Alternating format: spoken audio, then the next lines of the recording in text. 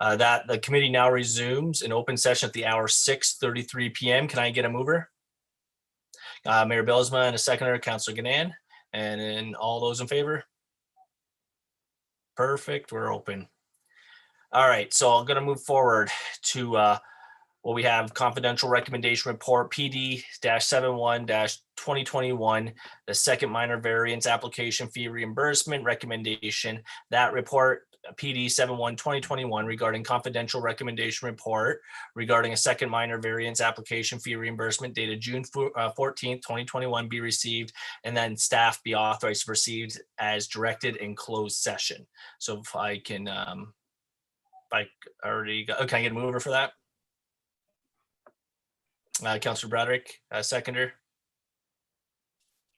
Mayor Bylsma, all those in favor? Okay, that passes. I'm going to go to the second item now, which is a confidential item recommendation report PD-074-2021, property issue with Legion Branch 393. Recommendation B, that report PD-074-21 regarding confidential recommendation report property issue with Legion Branch 393 dated June 14th, 2021 be received, and that staff be authorized to proceed as directed in closed session. If I can get a mover for that. Councillor Yonker, and I have Councillor Trombetta as a seconder. All those in favor? All right, and that passes, and that's going to move us forward. So thank you very much for that. I'm going to come back again and ask if, have another member of council who wasn't here earlier, if there's any disclosure of pecuniary interest and or conflict of interest. Not seeing or hearing anything, we'll move on to our public meeting, which, let me bring up my thing. So tonight we have a couple public meetings. First one's going to be these zoning bylaw West Lincoln housekeeping amendments I have first on my agenda here. We'll deal with that. And let me just open up my other file here first, sorry.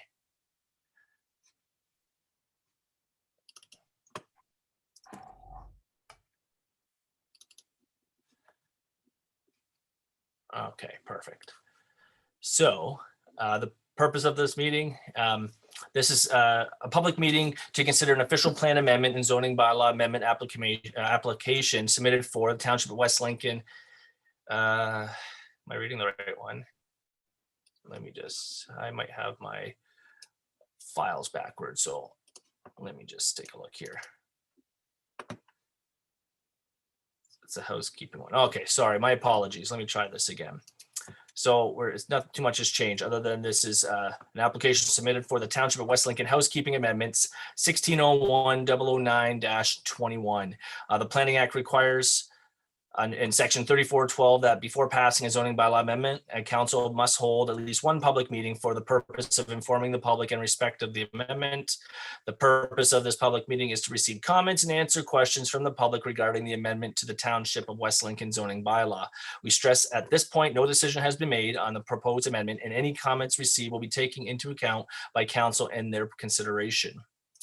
The Planning Act requires through section 3413 that council advise the public that if a person or public body does make oral submissions at a public meeting or make written submissions to the Township of West Lincoln before the bylaw is passed, that person or public body is not entitled to appeal that decision of council for the Township of West Lincoln to the local planning appeal tribunal, also known as LPAT. Would the deputy clerk please advise the method and dates by which notice to the public was given? Thank you, Mr. Chair. Proper notice was given by way of advertising in local newspaper as well as mailed to agencies on May 20th, 2021. Awesome, thank you. Will planner number 2, Garrett Borma, please explain the purpose and reason for the proposed zoning bylaw amendment? Thank you, Mr. Chair. The Township of West Lincoln has initiated a public consultation process to amend the Township of West Lincoln zoning bylaw 2017-70 as amended to address several issues that have arisen since the last housekeeping update. There have been 3 previous housekeeping updates since the bylaw was approved by council in 2017. The bylaw has overall worked well, but staff continue to process development applications and review building permits and answer inquiries from the public. And as such, several further issues have emerged.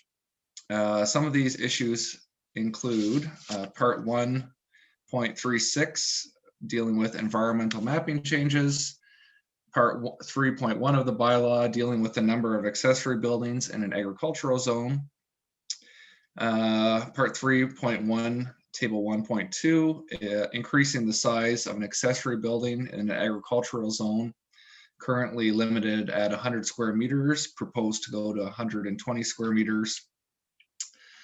Section 3.2.1E of the bylaw, specifically requiring accessory dwelling units and garden suites to be make use of existing septic systems for the main dwelling in alignment with the township official plan. Section 321.1 of the township bylaw being to specify what are the specific types of temporary construction uses permitted. Section 7.2 being permitting existing dwellings and additions to existing dwellings within commercial zones. Section 7.3 and 8.3 to permit an increase in the outdoor storage permitted on commercial and industrial zone lots from 5% to 25%.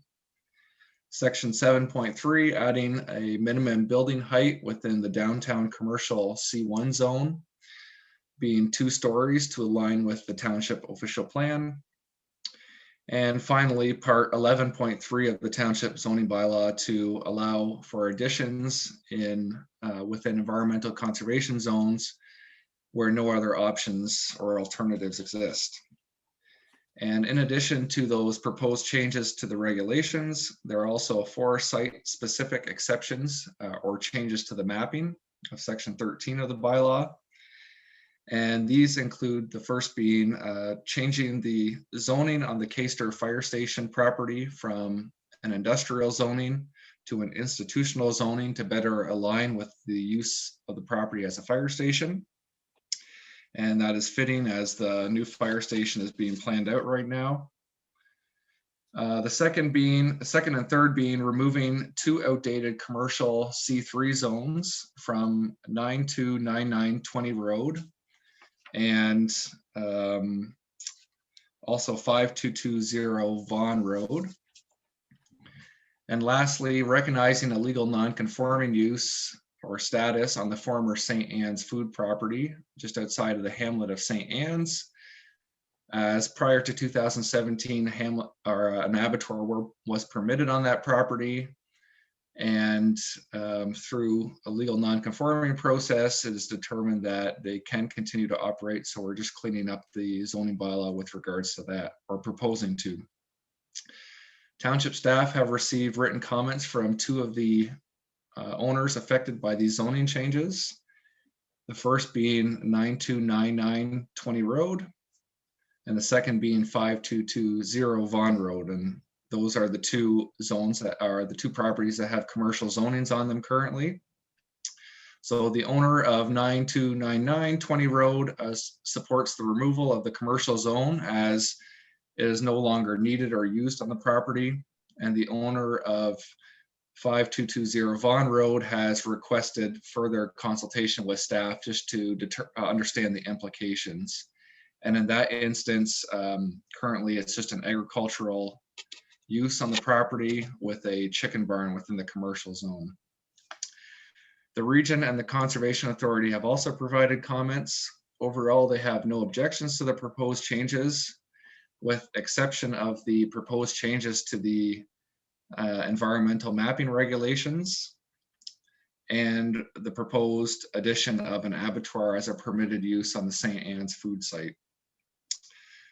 Staff will meet with the region and the Conservation Authority just to better understand their concerns. Their comments can be found attached in the report, and determine the next steps for those 2 items as part of the housekeeping. Staff will also follow up with the owner of 5220 Vaughan Road to understand and to assist that property owner in understanding what the changes mean to him on that property. And finally, staff recommend that following this public consultation process, a recommendation report be prepared and presented at a future planning committee meeting. And I believe that concludes my brief overview. Thank you. Thank you, Garrett. I'm going to move forward to public submissions now.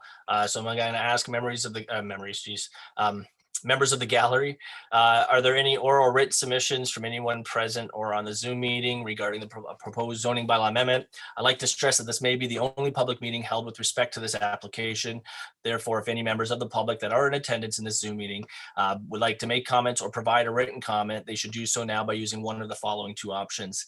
If you're using a computer or smartphone, you're going to use the raise your hand control that can be found in the Zoom options and the list display on your screen. Or two, if you've called in, you're using a landline, you're going to dial *9 and that will notify our staff that you've raised your hand. We do ask that once you've been acknowledged to speak that you unmute your microphone. Then it's important to us to provide that you provide your comments now, and then when you're done we do ask you to remute your microphone again. If you've not done so in writing or verbally, LPAT may not consider comments made during any other council meeting or committee meeting, so this may be your only chance to speak to this. Also, anyone wishing to speak are required to unmute the microphone, and once they are finished, they're asked to mute again. Prior to speaking, please provide your name and your address for the record. So at this point, I'm going to look around the gallery to see if anyone's raised their hand or would like to participate in tonight's public meeting. And give everyone maybe another minute or so. Let me kind of read through that. Okay, so I have one hand up. So I'm going to permit Lou to speak. All right, just give it. Hi, good evening. Can you hear me? I can. Can you just speak up a little bit louder? Yeah, can you hear me now? Yes. Yeah. So if you could just start by stating your name and address, and then you can go forward with your Lou comments. Leonardo, 823 Ridge Road, Stony Creek, Ontario. I just want to speak to the land situation that's going on later. Really don't know how to proceed. When I heard you say you had to raise your hand, I did, just so you know I'm here. The virtual hand, yes. Yeah. Sorry, can you say, you're cutting out a little bit on me. So what is the matter you're wishing to speak? Are you talking specifically to the house items, or is this for another matter later? That's for the next meeting, Yeah, I think. Yeah, Mr. Chair, he's going to Okay, speak so- to the next one. Sorry, Mr. Chair. Okay, no, and that's what no, that's fine. And so, Lou, I'm going to ask you to hold that for now. So this is only Okay. comments specifically to this particular meeting. And so we're going to have another public meeting for the next item. And then after that, there'll be more Okay. opportunities to speak to anything on the agenda. So no, that's perfectly fine. I know this is all new to I'm everybody. so technically not a worry. challenged. So I would just ask, Okay. oh, no thank you. worries. No worries at all. No judgment. No worries. So, all right. So I'll go back around the room and see if there's anybody else that wants to speak specifically to the housekeeping amendments. Okay. And so not seeing any, I'm going to go to members of committee. Do any members of committee have any oral or written submissions on the proposed zoning bylaw amendment? Please note that members of committee must make their comments now, as LPAT may not consider comments made by any other council or committee meeting. Any member of council wishing to speak are required to unmute their microphone and talk. And once they are finished, they should mute their microphone again. So members of committee, do you have any comments or questions? Not seeing any. So please be advised that a technical report is being considered by a committee this evening and that a recommendation report will be forthcoming to a future committee and or council meeting.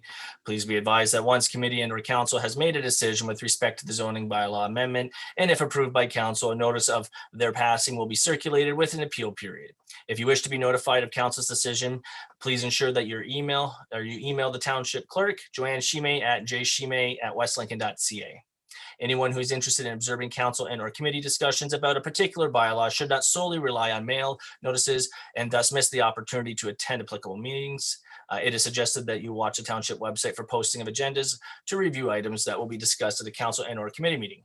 The agenda for meetings are posted on the township website after 4 p.m. on Friday prior to the meeting. Additionally, meeting schedules are also noted on the township website for public to view. If you wish to receive notices by email, it is suggested that you contact the township clerk to advise of your request and include your email address along with your mailing address and your phone number. So at this point, this public meeting with respect to this proposed zoning bylaw amendment is concluded at the hour of 6:48 p.m. So now we're going to go to the next public meeting.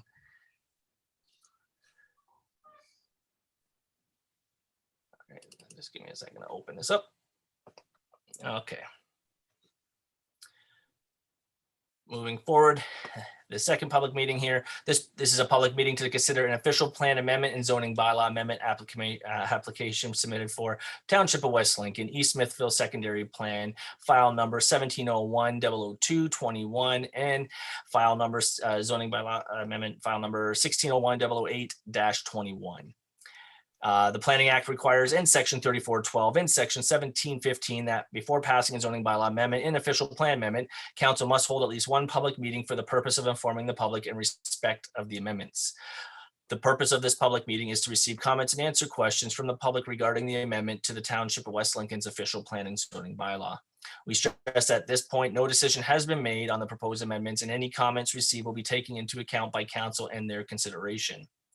The Planning Act also requires through section 3413 and under the Ontario's regulation 543-/06 that council advise that the public that if a person or public body does not make an oral submission at a public meeting or make a written submissions to the Township of West Lincoln before the bylaw is passed, the person or public body is not entitled to appeal the decision of the council for the Township of West Lincoln to the local planning appeal tribunal. So would the deputy clerk please advise the method and dates by which the notice of the public meeting was given? Thank you, Mr. Chair. Proper notice was given by way of email distribution to neighboring property owners of the subject property, as well as advertised in local newspapers and posted on the township's website. Awesome. Thank you, Jessica. And so I have, okay, so I'm going to go to our planner. So planner number 2, Madison Etzel, please explain the purpose and reason for the proposed official plan and zoning bylaw amendment. Mr. Chair, I think I'm going to speak to this to start, if it's all right with you. That's perfectly fine. And then Maddie and I both plan on turning it over to Mr. Curry, our consultant. So just if I may, Mr. Chair, just to put a little bit of context on things. You'll recall probably some 18 months ago now, we had discussions at council about undertaking 4 secondary plans. 2 were school sites. One was the Spring Creek secondary plan, which is undergoing a little bit more work as a result of a direction that council gave us back in January, I think it was. And then the East Smithville secondary plan, which was the last to kick off and the biggest of the bunch of secondary plans to work on as well. We're getting towards the finishing stages of the secondary plan work. And so Dan's presentation tonight will be part of the sort of the finishing touches and hopefully sort of the finishing touches of the public portion of the process as well. We had a steering committee that we were working with, and on that steering committee are the region and the Conservation Authority. We still have to have some final discussions with both of those organizations before we bring back a recommendation report. There have been about 3 different issues which have made this secondary plan somewhat challenging, and those have been sort of the interface with the industrial areas to the north, the commercial area to the west across Industrial Park Road, as well as the environmental areas that traverse this property and head south towards 20 Mile Creek. So we've been trying to work with all of the different agencies to identify an appropriate future development plan for the area. And we feel we're getting close enough to be holding this public meeting. The region did reach out to us last week and advised that they required more time, which is fine because this is simply a technical report tonight. So no decisions are being made by the committee. And one of their big issues is trying to sort out the compatibility with the industrial park to the north. There are a number of different guidelines that help interpret what compatibility should look like. And then in the midst of all of this work that Dan has been undertaking for us, the province decides to release a consultation document which changes all of the setback suggestions with respect to the adjacent industrial lands and what compatibility looks like and how it should be treated going forward. So we kind of have to shift gears in the middle of this review to look at some changes that the province has introduced. So with that, Mr. Chair, I'll turn it over to Dan to lead us through his proposal. Director, is Dan the agent that I was going to have to ask next, or is that someone else here to speak on behalf of that? Dan is our agent on our behalf. Yes, that's correct. I'll just skip that section next. Thank you. Okay, thank you, Mr. Chair, members of committee. I do have a short presentation, so I'm going to share the screen. So Ms. Dyson, I think I can just go ahead, can I? See if it works. Bear with me, please. Now, Mr. Chair, can you see this, see the presentation on your screen? Yes, I can. Okay, thank you very much. And thanks, Brian, for the introduction. I'm Dan Curry with MHBC Planning. And really, I'm just, purpose of the presentation is to give an overview of where we are in the process, and then more particularly the draft secondary plan. So Brian really covered off number one, the introductions. I'll add just a bit in terms of the purpose of the secondary plan, give you a short description of the community consultation that's happened to date. And then most of my discussion, and I won't be long, 10 to 15 minutes max, centers on the proposed secondary plan and what's being recommended, and then conclude with the next steps in the process. Oh, and I'd be remiss, that the township has retained a consulting team, MHBC, which is me and my team, but also Crozier Consulting Engineers have provided a lot of the technical work that is the foundation for the secondary plan. And so the purpose, as Brian said, there's been a number of secondary plans that the township is looking at. But really, this whole process was determine the best land use pattern for the East Smithville study area. And we're nearly complete. We're in phase 3, which is completion of the actual secondary plan itself. And the purpose tonight is to present that in this public meeting forum for comment.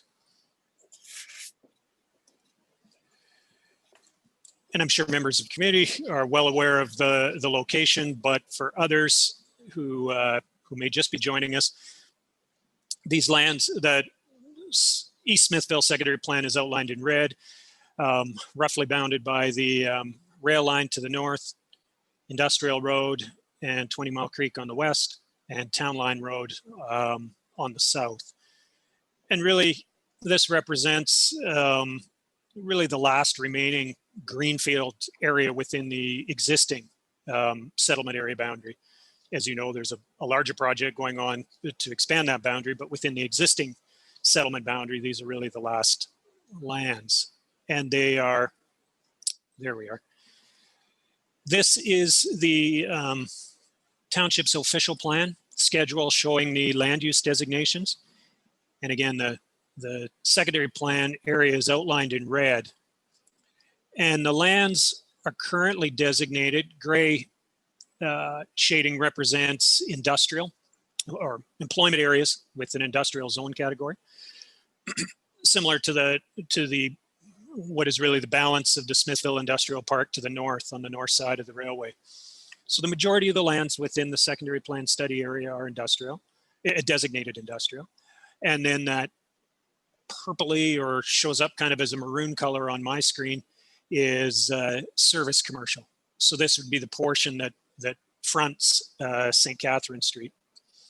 And then there is kind of shows up as a couple of different shades of green, which is really the environmental areas, the floodplain that's associated with 20 Mile Creek, which is at the western and southwestern corner of the subject area.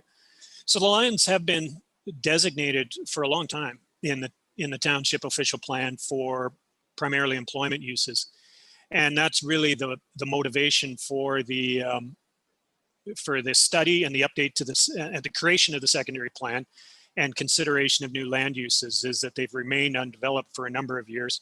And so this process was to determine if that land use should be updated and what it should be. And that's in fact exactly what we are proposing. So very briefly, in terms of community consultation, again, Mr. Treble highlighted a couple of the components. There has been a steering committee consisting of the region, Conservation Authority staff, and township staff. So we've received comments on the technical work. We've also had a number of landowner consultation forums. and throughout the process, and really to very generally summarize the comments from the landowners within the secondary plan area.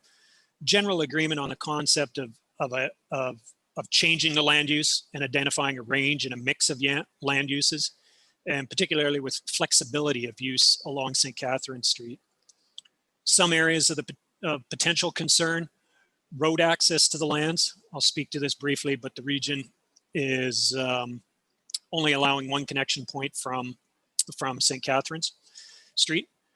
Staging a development, how it might proceed, given that there are different priorities for the various landowners in terms of when they may wish to develop their lands. And then there are some identified environmental features, and then the required setbacks and what that might mean for developable lands. We did make a presentation to Township Planning Committee in February, which you may recall. And since then, there was an open house held with members of the community and a number of the landowners participating. We had a steering committee meeting a few weeks ago with regional staff just to get some of their initial comment on this secondary plan. And of course, that brings us to tonight with the public meeting. So really the proposed secondary plan, it's both a land use plan and then a policy document. And I'll speak to the land use plan, and then as we go through it, speak to some of the components of the policy framework. Wasn't going to go through the policy document in detail, but certainly if there are questions or comments, can assist with those. But broadly speaking, what's being proposed in terms of the secondary plan structure and the land use concept. I'll start with the general building blocks, which are the environmental features and their considerations. So 20 Mile Creek along the southwest, the kind of shows up as gray, but it's a dark green color representing the environmental lands. That's both the floodplain, the valley lands, etc. All those lands that have a natural environment feature. There are two tributaries that extend north, and you can and the light blue or white that's showing that sort of the tributary itself, and then a 15-meter setback on each side are environmental features that were identified through the process. One on the west, which is more defined, and you could probably see on the land, and then the one on the eastern corner, which is indeed an environmental feature, and they've both been identified in the land use concept. The main transportation connections would be a main or collector road at the intersection where there's the roundabout on St. Catherine's, and then a connection at Industrial Road. And so that L-shaped road would be the main transportation spine. These the dotted green lines represent opportunities for connections for trails. The township's trail network, really the connection points are at Industrial Road and on St. Catherine Street.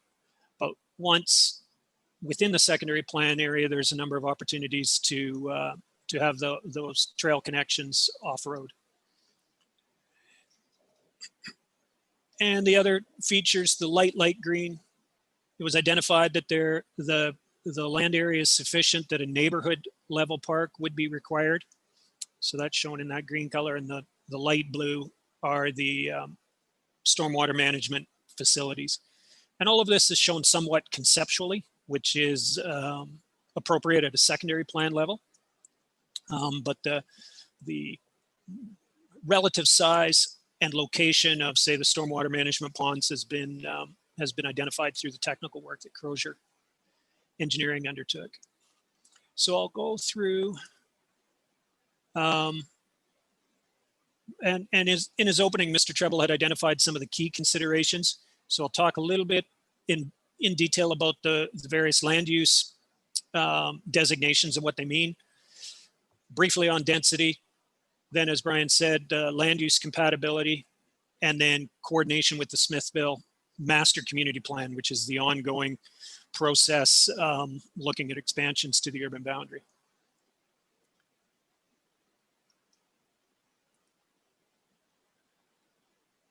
So low density residential designation shown as the yellow areas on the schedule. And these land use designations are very similar to, in terms of the policy requirements and guidelines in the draft secondary plan as to the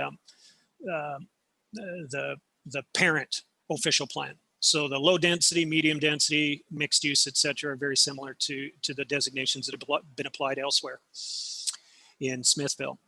But low density, it's really in the title. Low density residential uses, single detached, semi-detached, street townhouse dwellings, a maximum density of 30 units per hectare. And so those locations are really at the interior of the neighborhood. Medium density residential, it's orange, but kind of shows up as kind of a brown color on my slide. Residential uses of street townhouses, stacked townhouses, a higher level of density, and that both in the center, but also along the interface with the rail line to the north. And I don't know why, if you can see a yellow square box with funny typing, I'm not sure why that shows up.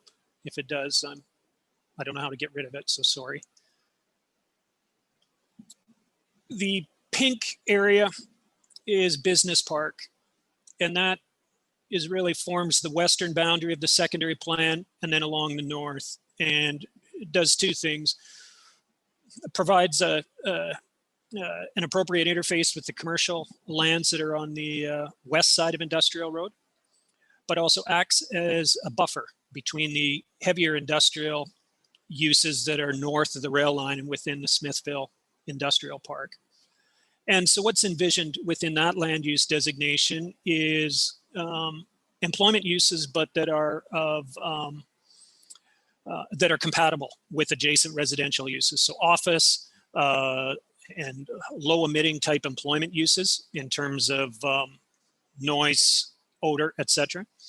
But also some types of commercial, service commercial, restaurants, for example, clinics, and really low scale or local convenience commercial. So it's to provide employment, some level of service, but not the same scale of commercial activity as what you would see on the west side of Industrial Road with the grocery store, home hardware, so a lower scale. And the mixed use designation, which is kind of this teal color, light greenish blue, and it's located on each side of St. Catherine's Street.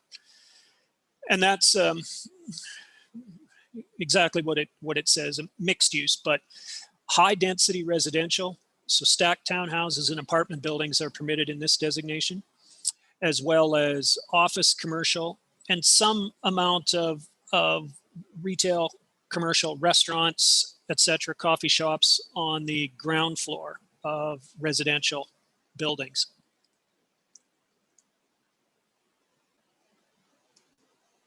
And I think just before I leave the land use designations, I spoke to the park, the green area in the center, which one is centrally located, but also the scale of a neighborhood park and envisioned as something more than just a little tot lot, but a park that could serve the entire neighborhood. So in terms of density, there's a requirement that the density target be 50 people and jobs per hectare, using what I'd call moderate assumptions. This plan can achieve a density of approximately 62 people and jobs per hectare. So even if it was used more conservative or assumptions, confident that it can meet the minimum density target of 50 people and jobs per hectare.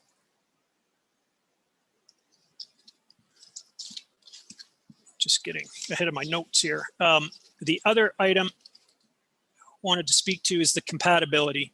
And so we had, this is one of the issues, spent a fair time investigating, and as Brian said, the province has recently released some new draft guidelines.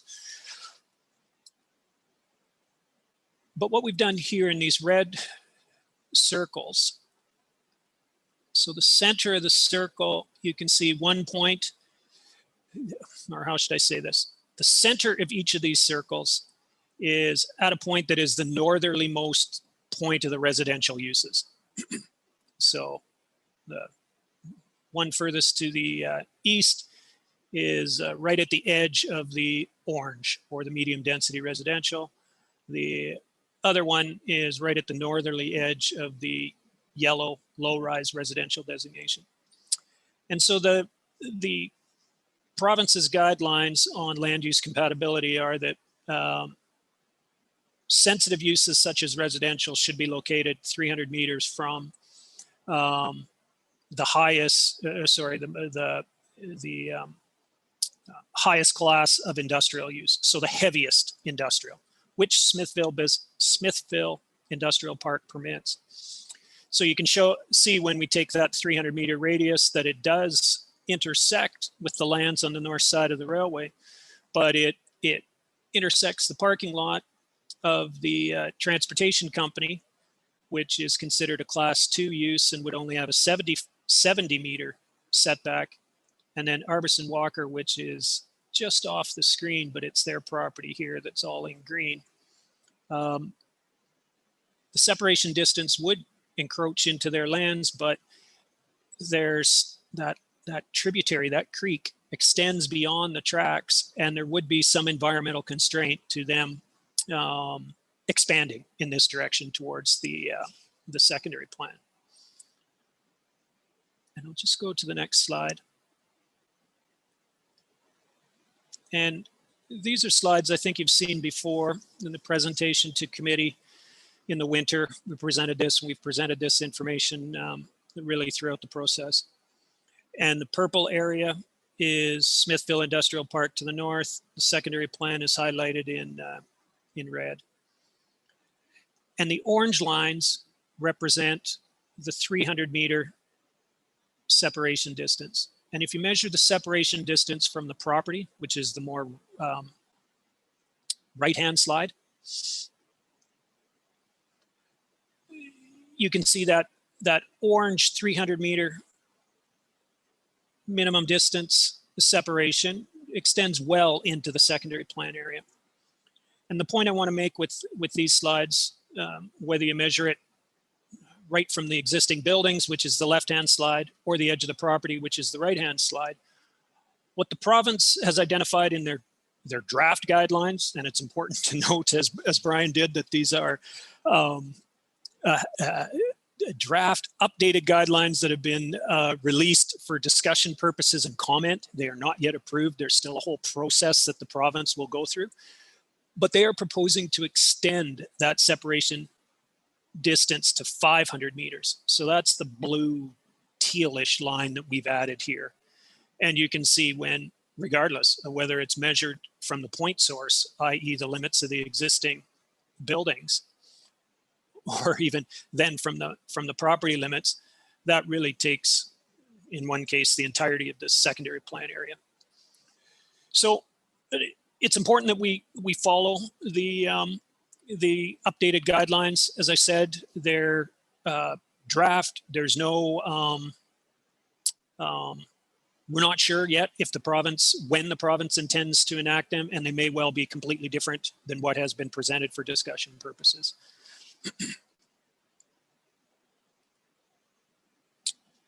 And the last point I'll make with the last couple of slides is the master community plan considerations. So the master community plan is ongoing, and this is the draft land use schedule, if you will. And the secondary plan is outlined in dark blue and just shown as purple. So the secondary plan, it kind of indicates there's a holding place there for the secondary plan once approved. And I think if I just go to the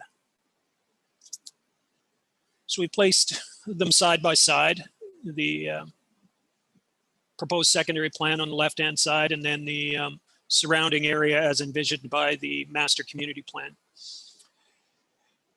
And I'll speak to the right-hand one, what's being considered through the master community plan process. But you can see the west side of Industrial Road, the word node. So that reflects the existing development that is there, the commercial development, and it's a form of node. The business park designation shown in pink on the left-hand slide that I described earlier really supports and is reflective of that node designation and what's on the west side of Industrial Road, and complements it in terms of a land use. You can also see mixed use and the concept of a mixed use corridor along St. Catherine Street. And the secondary plan carries that forward with the teal designation and a mixed use designation that's essentially implements the same thing. It also leads to this red area on the master community plan identifies as node, lands that are currently outside the settlement boundary. But if they are added, the thought is that the roundabout and the lands on the south side of the roundabout would form some type of node. And again, the mixed use designation on each side of St. Catherine Street complements that and facilitates that. The environmental areas that have been identified through the master plan community plan process are the same as what's been identified in the secondary plan. And the other one I just want to mention, the area to the north of the track shown in brown, urban employment. That would be the one area where there's interface. If there's, the orange and yellow along the north side at the very easterly part of the secondary plan, the employment lands to the north. There's lots of different types of employment. Class 1 industrial, office park, business park, class 2 industrial, that you could manage separation distances. There wouldn't be a conflict. It would just be the heavy industrial just right along the tracks that might prove to have some conflict. So brings me really to the last slide and the next steps. So the purpose of the public meeting tonight is it's the statutory public meeting, but it's an opportunity to receive input both from community members of the community on the proposed secondary plan. What we will do, we will take any of the comments heard tonight or through this part of the process and then finalize the secondary plan with the goal of returning to council for approval of the final secondary plan and a related official plan amendment. So with that, Mr. Chair, I'll conclude my presentation and turn it back to you. Excellent. Thank you so much. So we'll go right into, I guess, public submissions to see if anybody in the gallery here would like to comment or ask questions. So are there any oral written submissions from anyone present on the Zoom meeting regarding the proposed official plan and zoning bylaw amendment? I would like to stress that this may be the only public meeting held with respect to this application. Therefore, any members of the public that are in attendance at the Zoom meeting would like to make any comments and or provide written comments, they should do so now by using one of two options. If you're using a computer or smartphone, you're going to just raise your hand with the control that can be found in the Zoom options list displayed on your screen. Or two, if you've called in through a landline, you're just going to dial *9 and that will notify staff that you've raised your hand. Once you've been acknowledged to speak, please unmute your microphone. It is important to provide your comments now. If you have not done so already in writing or verbally, LPAT may not consider comments made during any other council and or committee meeting. Also, anyone wishing to speak are required to unmute their microphone to talk, and once they are finished, they should mute their microphone again. Prior to speaking, we will ask for your name and your address for the record. I'm going to go through the gallery here, so if anybody can raise their hand if they like to speak. I know there's some going on the chat there. I would encourage you to come over to the actual part to participate in the conversation than just trying to engage in conversation in the chat. That is really not part of the public record. So I won't mention any names, but if someone does want to put their hand up, oh, perfect. We got a hand raised. So I will we have Virginia, so I'm gonna just click this thing here. All right, Virginia, so if you can just to get us started, I need your name and your address just for the record. Sure, Virginia Munden. I'm gonna give you my parents' address. They're here with me in the room. 1392 Rebecca Street, Oakville, Ontario. Postal code L6L, Perfect. L6L 1Z5. 1Z5. Okay, thank you. So that my So you're welcome to start your, Oh, thank you, Dan. Dan, that was a great presentation. Thank you again. My question is, you shared a plan, and I'm not sure if that was a fifth option with the commercial, service commercial and employment. Is that back on the table? Through you, Mr. Chair. Yep.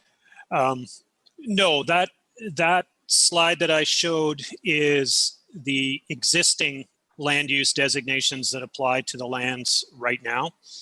And while I guess technically it is an option, it should council decide not to approve the secondary plan, those designations would still apply to the land. But the whole purpose of this project is to consider what the best land use is for this area. And it's our recommendation that the both Smithville in general and the East Smithville secondary plan area is not well served by that existing service commercial or industrial land use. And in fact, we are recommending that residential and mixed use be applied there. So in my mind, it's while it's technically still an option because it's the official plan designation that applies to the lands, it's not the best option. Right, but I'm going to agree with you that I think that there should be some commercial within those lands, because when you bring in new residents, there are going to have to be, again, employment opportunities and commercial space for them, right? So I do agree with that. My next question, we've had so many different offers on this property, and I'm not sure what we're going to do, but every time a developer or a builder either goes to the town or to the region of Niagara, they're told that, and it could be just them telling me this, but they're told that it's only going to be commercial. So if you had to designate a percentage, the last offer came in and they were told that only 9 acres is slated for residential development. Is that a fair acreage for that property? Because I see more than 8-9 acres as residential, according to the plan you just presented.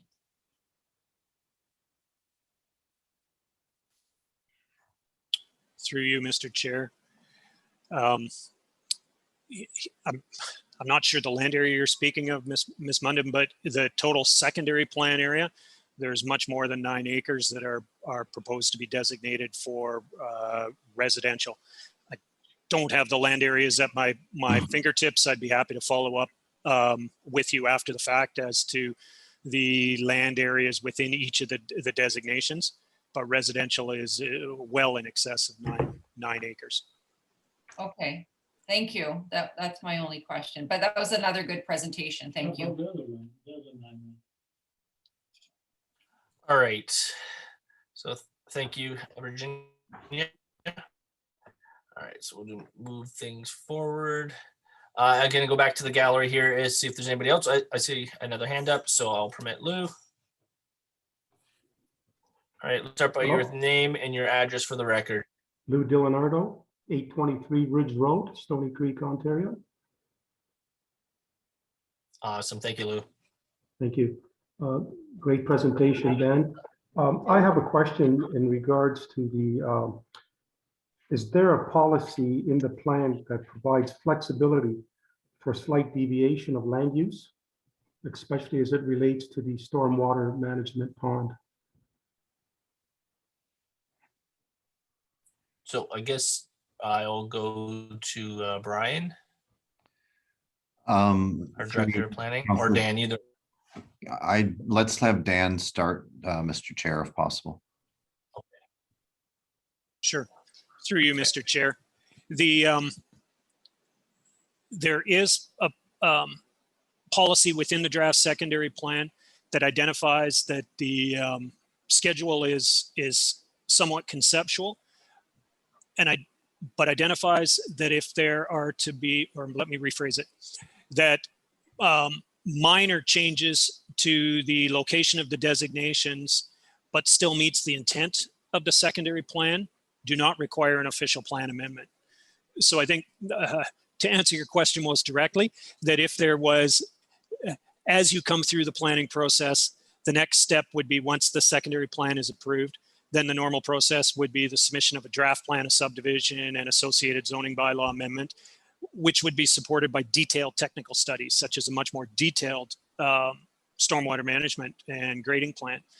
And so if, as a result of that, the stormwater management ponds need to shift or relocate, both in terms of their size or slightly their location, but still met the intent of the secondary plan, then the policies of the plan would say you're not required to, as part of your development application, require an official plan amendment and change the secondary plan.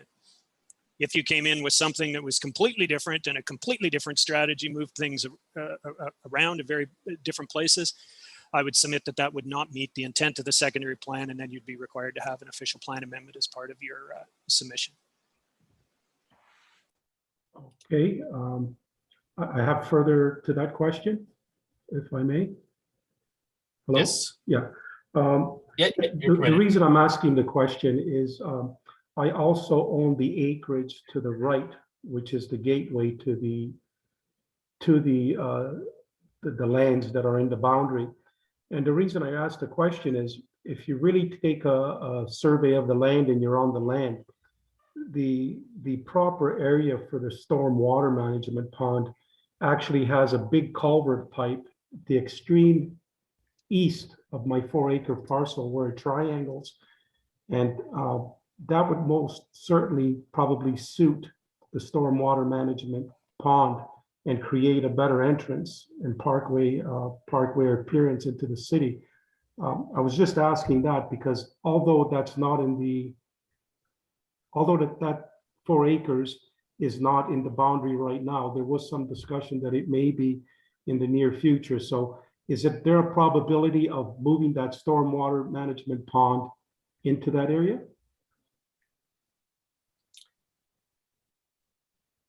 All right, I guess I'll let Dan speak to that, but just keep in mind like that, because that's not part of this. We're kind of going on speculation, so you certainly doesn't hurt to ask the question, but there's no way you could count on anything, because should that situation come down the road, that could be reviewed and taken into a different direction. So Dan, please feel free if you would like to comment on that, but just wanted to make sure that Lou knew that, like, there's no way to get a guarantee from anything that is talked about tonight. Okay. Oh, thank you, Mr. Chair. I mean, you answered the question as well as I would, which is we're unable really to consider lands that are outside the urban boundary that would need to be incorporated to service these lands, that the secondary plan is going to have to function on its own. Should that come forward in the future at some time, maybe that could be considered as part of a future process. But the secondary plan is going to have to be self-supporting in that sense. Yes, I understand. I only posed the question because if you were to take a look at the land elevation, the proper place for stormwater management would be to the east. But I understand that it's not part of the secondary plan now. I'm just seeing if things move along in the future, because it's not something that's going to happen tomorrow or next year. But if it happens in the next couple of years, and there's consideration where that would be the best fit, I was just trying to see if that was something that would be entertained at the time, whether it would be a yay or a nay. That I understand. Oh, wait. Did you have any other questions, Lou? No, that's about the only question I had. Thank you. Great. And so I'll go back to the gallery again to see if there's any other members that'd like to speak to this before I move on to members of committee. So again, you just got to raise your hand, your virtual hand there. I'm not seeing any. So I'm going to move to members of committee. Do any members of committee have any oral or written submissions on the proposed official plan and zoning bylaw amendment? Please note that members of committee must make their comments now, as LPAT may not consider comments made any other council committee meeting.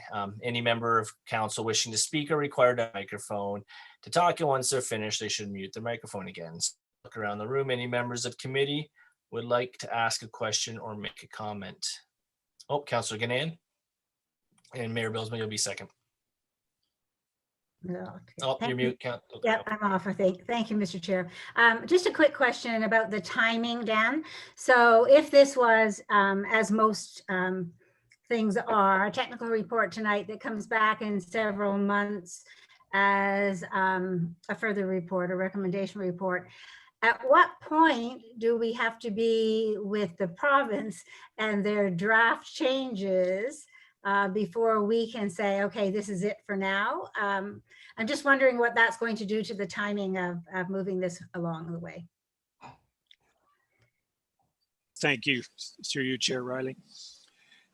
I fully expect that the secondary plan will be considered by council well in advance of the province making any decision on their updated land use guidelines. They've just released them for comment. Our goal is to have the final secondary plan back in front of you in right after the summer. So not very long from now. And I envision that the province will take longer than that. I don't know that for sure, and we'll continue to monitor that. And if something is different when we bring forward the secondary plan, we'll provide that background and advice at that time. Okay, thank you. I just didn't like to see that hold up any work while we wait to see what the province is planning to do. So thank you. Excellent. Thank you, Councillor. Mayor Billsman. Yeah, thank you very much. And again, I always find this to be very helpful exercise, or you know, just expressing the vision of a new corner. My concern just really is regarding traffic and traffic around our town. We for many years, probably the number one, I guess, continuous complaint is the amount of through traffic through our town, through the downtown core, the garbage trucks, the transport trucks that are just moving through down that Highway 20. And so, you know, historically we had towns that built bypasses. And I think for about 45 years, we've talked about a bypass around Smithville. And for many years, a preferred route was around the south. I would say that today we are well off of that and moving to a preferred bypass around the town through the north. Part of our urban boundary expansion, of course, is traffic studies. And I'm wondering, with respect to this secondary plan, if there's not an opportunity to design this in such a way that it may be conducive to a bypass or a ring road. And in particular, I'm going to narrow in on a particular spot. We have that roundabout on the east end of town, and it would seem to be a bit of a waste, hear me out, to have that roundabout exit and be the entrance to the this whole area, the secondary plan site, only to kind of then amount to nothing. Like it gets dispersed amongst the site. I know there's a western access onto Industrial Road. When we come into the secondary plan site and there's a little green, looks like a little green arrow that connects the end of the road coming in off of the roundabout coming north. There's a little green arrow. I think it's like a trail. It's designated as a trail site going to the, it looks like a trail along the edge of the tracks. Is it possible to keep that free and designate it as a possible grade separation for an access road. I know the CPR and the rail lines don't really like any more crossing, so it would be a grade separation, similar to what's being toyed with on the west end of town, so that there's a kind of a smooth access across the rail lines at that time, and would allow for a potential connection to a bypass, in behind the Harbison Walker lines, and connect up, with our industrial lands to the north. There's a lot of words there, but I was trying to hone in on that particular thing, and I hope it was clear. Through you, Mr. Chair, and maybe I'll speak to some specifics as I understood the questions as it relates to the secondary plan, but I think there might be some wider elements there that Mr. Treble would speak to too. But what I understood the question to be is the L-shaped collector road that we've shown on the secondary plan. An option, could we consider an option just in the planning to make allowance for, should it ever come to be, the ability to go straight north from that roundabout, cross the tracks and connect to industrial area and lands beyond? Bingo, And that's exactly what I'm looking for, yeah. okay, and so two parts to that. To this point, no, we had not considered that. Our understanding always was, one, hard to get it, as you know, another crossing, but also that the wider community plan was looking at additional crossings and they would happen elsewhere. And Mr. Treble can maybe speak to that. But I will say that the, notwithstanding it hasn't been considered, the organization of the land use just on the concept plan, the way it's shown, is that interface between the business park, i.e. the employment lands, and the medium density residential is about at that same point. So notwithstanding there's probably a whole host of issues around getting across the railway tracks, the way the secondary plan is laid out, and both the road network and the land use designations, organization on the land, it wouldn't be that hard to change this plan in order to accommodate that if ultimately other things happened that made that appropriate to do so. But Mr. Treble may have more he wants to add to that point. Is it all right to add, Mr. Chair? Yes, of course. Okay, thank you. So through you, in addition to what Dan has mentioned, at the master community plan level, that is where the focus on a Smithville bypass, ring road, whatever you want to call it, is being deliberated. Dan is feeding his work into that process, and likewise, the master community plan work is being fed into Dan's, so that the two are hopefully going to dovetail. What I can do through you, Mr. Chair, is relay the thought from the mayor to Mr. Stubing, who is doing the work on behalf of ACOM on the master community plan work. Right now, I think he has the concept of a linkage further to the east, coming down beyond the existing boundary of the study area that Dan is looking at. But I will certainly convey that message on to Ed at the ACOM team, and he can deliberate on that as part of his whole review. I think the nice thing is, as Dan alluded to in response to Councillor Ganan's questioning, we're hoping to be wrapped up by the end of summer, and so is most of that piece of the master community plan work. So it should come together reasonably nicely, and hopefully by the time we're reporting back, we know where the thinking is on the transportation pieces. Yeah, so if I may, Mr. Chair. So I just wanted to get it on the record, because I think, 10 years from now, we don't want to do woulda, coulda, shoulda. If it's just a question of designating a bit of a road allowance or some kind of thing that would be very conducive to a ring road, seeing as how the roundabout is already a bit of a node or a bit of a controlling decision maker for how people want to flow in and around and through the town. So I just wanted to get it kind of on the record that in my opinion, for whatever that's worth, I think we should leave that option open, or at least have a very informed discussion with the group that's doing the urban boundary expansion with respect to the potential bypass around the town.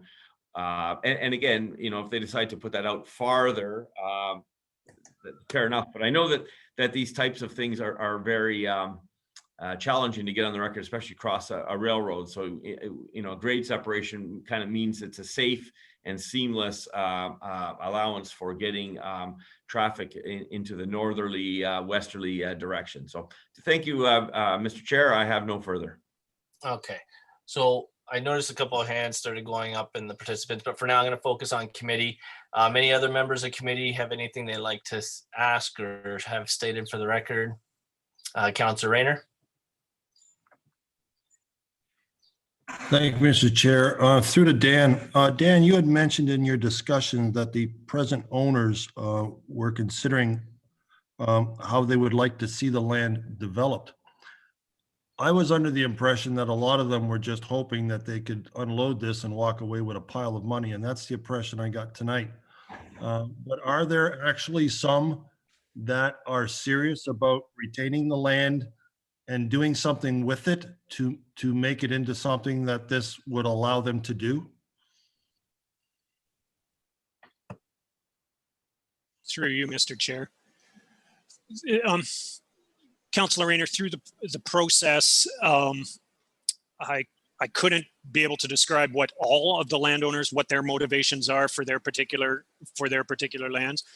We do know that one of the landowners furthest to the east on the north side of St. Catharines has other professionals that are engaged, and therefore is, in my expectation, is more likely or more inclined to want to develop sooner rather than later. But as for all of the others, they've expressed a variety of opinions in terms of what they'd like to see in terms of the secondary plan, but I'm not sure what any given one of them may decide to do on their own, whether they're going to sell the lands, develop, I just don't know in all cases.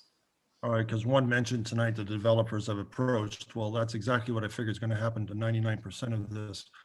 But anyways, obviously, as somebody who's lived in this township for 40 years, who loves agriculture, who moved to this area because of the fact it was rural, this is going in absolutely the wrong direction. Talking about townhouses and apartments, just visualize Smithville in a few years. If you drive down Livingston heading towards Casablanca, it just,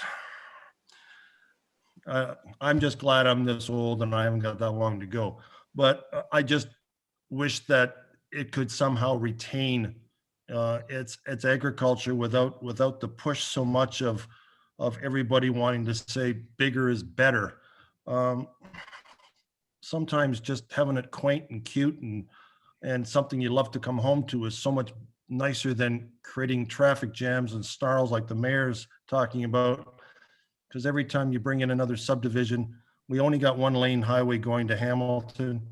It's already extremely busy. Now you're going to double or triple that. You're just taking away what people came here for. Was they don't want the 401 and the QEW going home. They want a full community set in an agricultural setting. And we're going in the wrong direction for that. But anyways, I'm only one vote. Obviously, I'm the only one that's going to go this way because everybody else thinks the modern way. But I really appreciate the fact that we've got the heritage here, and I just hate to see it go away. And the feeling that I'm getting from the people who are involved in the land here is that they're not interested. Well, one was from Oakville. They're not interested in the land here. They're interested in the money the land will bring. And that, what do they say? Money is a source of all evil or something. I don't know. But what I'm saying is, Counselor, I'm going to ask, I'm going to ask you to want to shut me refrain. down. Lying or I'll insulting shut up. I anybody. I said think what I it- want to say. You know what I feel. And you know what I don't like to see going on here, and it's going to happen. So I'm done. Thanks. Okay, thank you. Any other members of committee here want to speak to this? Okay, I'm going to go back to the gallery because I do see a couple of hands that had come up before. I think something around when the mayor started talking, I saw a couple more hands come up, so I don't know if that kind of spawned some more ideas. But so I'll go, Lou, your hand's still up, assuming that that was intentional. So Lou, you're still able to unmute yourself. If you're there and you meant to have your hand up, please unmute yourself now. Can you hear me? Yes, yeah. Right. 2 points have come up since Councillor Rayner has put in his discussion. First, I'd like to go back to the mayor's point.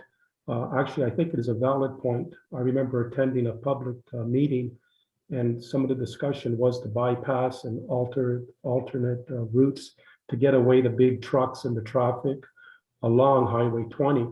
To Mr. Rayner's point too, it is a small community, and you don't want everything jamming down into Highway 20. Again, to the mayor's point, I remember in the public meeting, this is going way back, I know there is an unopened road allowance to the extreme east of my property. And I know through experience, since the roundabout has been opened, I own the farm on the extreme easterly portion. And I also own the 4-acre portion that is, I would say, about 1,000 feet away from the roundabout. And I'll tell you, when I come out of the farm right now, and I don't mean to be rude, it's a joke to come out of what they've left me for a turning circle when my farmer goes on there with the combines or whatever he uses for equipment. It's quite the maneuver. So again, getting the traffic away from Highway 20. I remember suggesting in one of the meetings there is an easterly unopened road allowance, and it would create a great opportunity to come off of Highway 20 from the east, Niagara bound towards Smithville, to head off in Spring Creek, and you're right into the back industrial area. It's a great way to get rid of that heavy traffic into town. So to Mayor Dave's point, I appreciate what he's thinking as far as getting rid of the heavy traffic downtown. The other point I want to make is to Mr. Reiner, Councillor Reiner. I'm one of the developers. I'll introduce myself. I am Lou DiLeonardo. I own the properties to the furthest east. I made the reference to the stormwater management pond because as I don't live in Smithville anymore, I do care about the community. I think having a great entrance coming into Smithville, my 4-acre parcel, I'm ready to sacrifice that to do a better setting with the stormwater management pond, if that's the way, kind of a little introduction to the Smithville entrance. So to Mr. Reiner's point, I am one of the developers that has already engaged the professionals into a draft plan. So I'm there for the community, and by all means, you guys can contact me directly to see what my vision is. Your staff and Mr. Curry have been fantastic with all of the meetings. So again, just to let you know, I am one of the developers, and I'm planning to go through with creating something that's going to be nice for the community. I think I will be the catalyst to the properties next door to me and to the corner. I've tried endlessly over the years to join the properties together, but to no avail. I'll just reaffirm that my position is that we plan to go through and start developing as soon as possible. Thank you for your time. Thank you, Lou, and thank you for clarifying all of that and sharing that. I don't, anyone doubts that by any means. We know everyone in our community has the best intentions for our community. I'm going to go back to, I know I have Christine and Virginia. I'm going to go to Virginia first because she already is permitted to talk. And then Christine, I'll come right to you next. So Virginia, you're welcome to unmute your microphone and speak. I have never in my life been so insulted by a counselor. I have my mom and dad here who have owned this land for 35 years. My parents stopped living for this land. They're very simple people. They're immigrants from Italy. My father barely speaks English. They stopped living for this land. And to be insulted by Mr. Rayner about selling for money, but it's okay for a farmer in Smithville to sell his 9-acre land for $5 million, but my parents cannot. I will be filing a complaint. I would like a copy of this meeting this evening to forward to my lawyer, people who represent community. I have been a realtor for 26 years. I've never, ever heard a comment like that before. We have people in North Oakville selling land for $70 million. We don't insult them that way. How dare he? He owes my parents a written apology. The town owes my parents a written apology. That is disgusting. That is not the way a community should work. There are people dying for affordable housing. And Smithville is the answer. Niagara region is the answer. We know that because we're selling properties here in Oakville and we're moving them out to the Niagara region. You're getting great people out this way. For Counselor to make that comment, I am so insulted. My parents have gone through cancer together, COVID together, and this is how they're thanked for paying taxes. The first thing my mother said when this town sells, they want to pay for a park on that land. How can we do that after that comment was made? Disgusting. My father said before he died, go on and give to the children.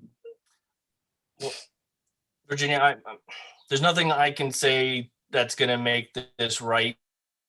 I've noticed Councillor Rayner has fallen off the meeting here. I don't know if he's having technical issues or if that was, some other reason. For what it's worth, I'm sorry that you had to go through that. I think every councillor here would be in support of that. We certainly stand by his comment. It's disgusting. You're a small town. You're a small town. This is not the way small town people treat people. I'm from a very small town myself. Just because I live in Oakville, I moved to Oakville because I couldn't afford a house in Mississauga. I moved to Oakville 30 years ago. It's because it's all I could afford. Moving west, people are moving west now. It's a terrible comment. You should all be ashamed of yourself. Point of order, Mr. Chair.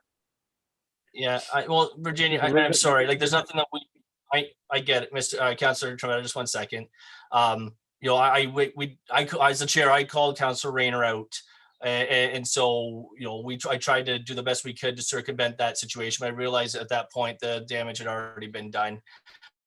As far as your request, as far as the video will be available on the township website within about 48 hours after the meeting. I would also encourage you, if you are interested in file a complaint, to reach out to our clerk's office and they will be able to assist you with that. I didn't necessarily see anybody laughing. If anything, I saw more disgust and shock that once again, our counselor went and made some of the comments he did. We do our best to try to hold each other accountable. And if anything, I can apologize for maybe not trying to catch them sooner, but again, I really don't know what someone's gonna say. So for what it's worth, again, I'm sorry you had to go through that. If you would like, reach out to me afterwards and I can assist in any way in helping you try to figure out how to go through that process and trying to file a complaint against any member of council, including myself. I certainly have no problem helping people with that information. And again, I'm sorry that you had to go through that, and hope to reach out to our staff and then we can help you, go through that process and file that complaint. Like I said, I'm just as shocked as yourself, and we realize how personal this is. So we're really sorry you had to go through that. If there's nothing else, I would like to person. So Virginia, I don't want to cut you off here. Is there anything else you'd like to comment before one? Okay, I'm going to assume not. So Christine, I'm going to allow you to talk here. Thank you, Mr. Chair. All right. I live across the road from the So if you could property just that state- you're discussing. Oh. Pardon? Perfect. Okay. If you could just, for the records, actually say your full name and your address, just for the record, then we can go forward. Christine Zwagstra, 314 St. Catherine Street, Smithville. We live on the south side of Highway 20, Regional Road 20. Also concerned about the traffic. We have lived here for 7 years, and I've been in Smithville for 55, more than Mr. Rayner. Anyway, we are concerned about the traffic as well, and like to agree with Mayor Balsma that something could possibly be looked at to reroute transports and heavy equipment and tractors and trucks, and it's very, very noisy here, and bringing in another road across the street here and another probably 60, 70, I don't know how many dwellings will be there, but how many more traffic, cars, business, one exit on 20, one exit on industrial. It's very bottlenecking for the little town that we do have here. I'm not against the project. I just wonder if there's a resolution to the traffic problem.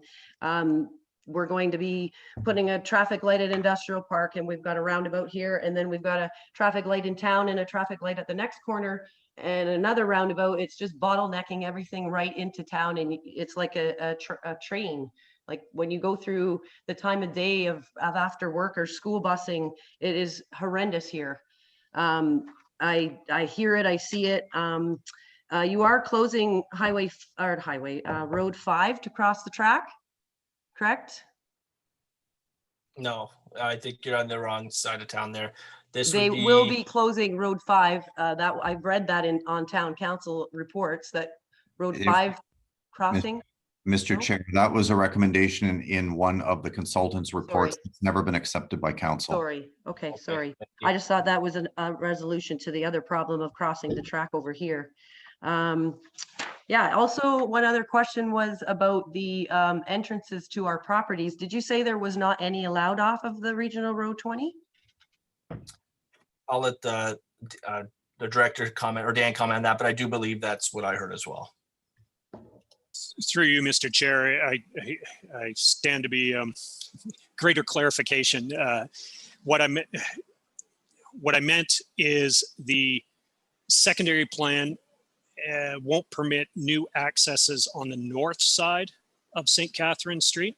Oh. So the region will not allow any new accesses where there are not any already. The secondary plan and the policy part of it recognizes that there's a number of driveways on the south side of St. Catherine Street that obviously facilitate the various properties that are there. So while it is a goal of the secondary plan that over time lands consolidate and there are fewer driveways, there's no requirement to give them up. Okay, thank you. Sorry, Christine, is there, does that answer your question? Well, if there's a possibility that we would have a property for sale or severance or separating this property, would there be an entrance from the town line permissible? So I'll go to our director of planning. Through you, Mr. Chair, I don't think we can answer that question tonight, but the comment that Dan's referring to relates to regional roads. So I would assume that with Public Works, we could work with them about possible access. That would have to be dealt with at the time of a potential severance.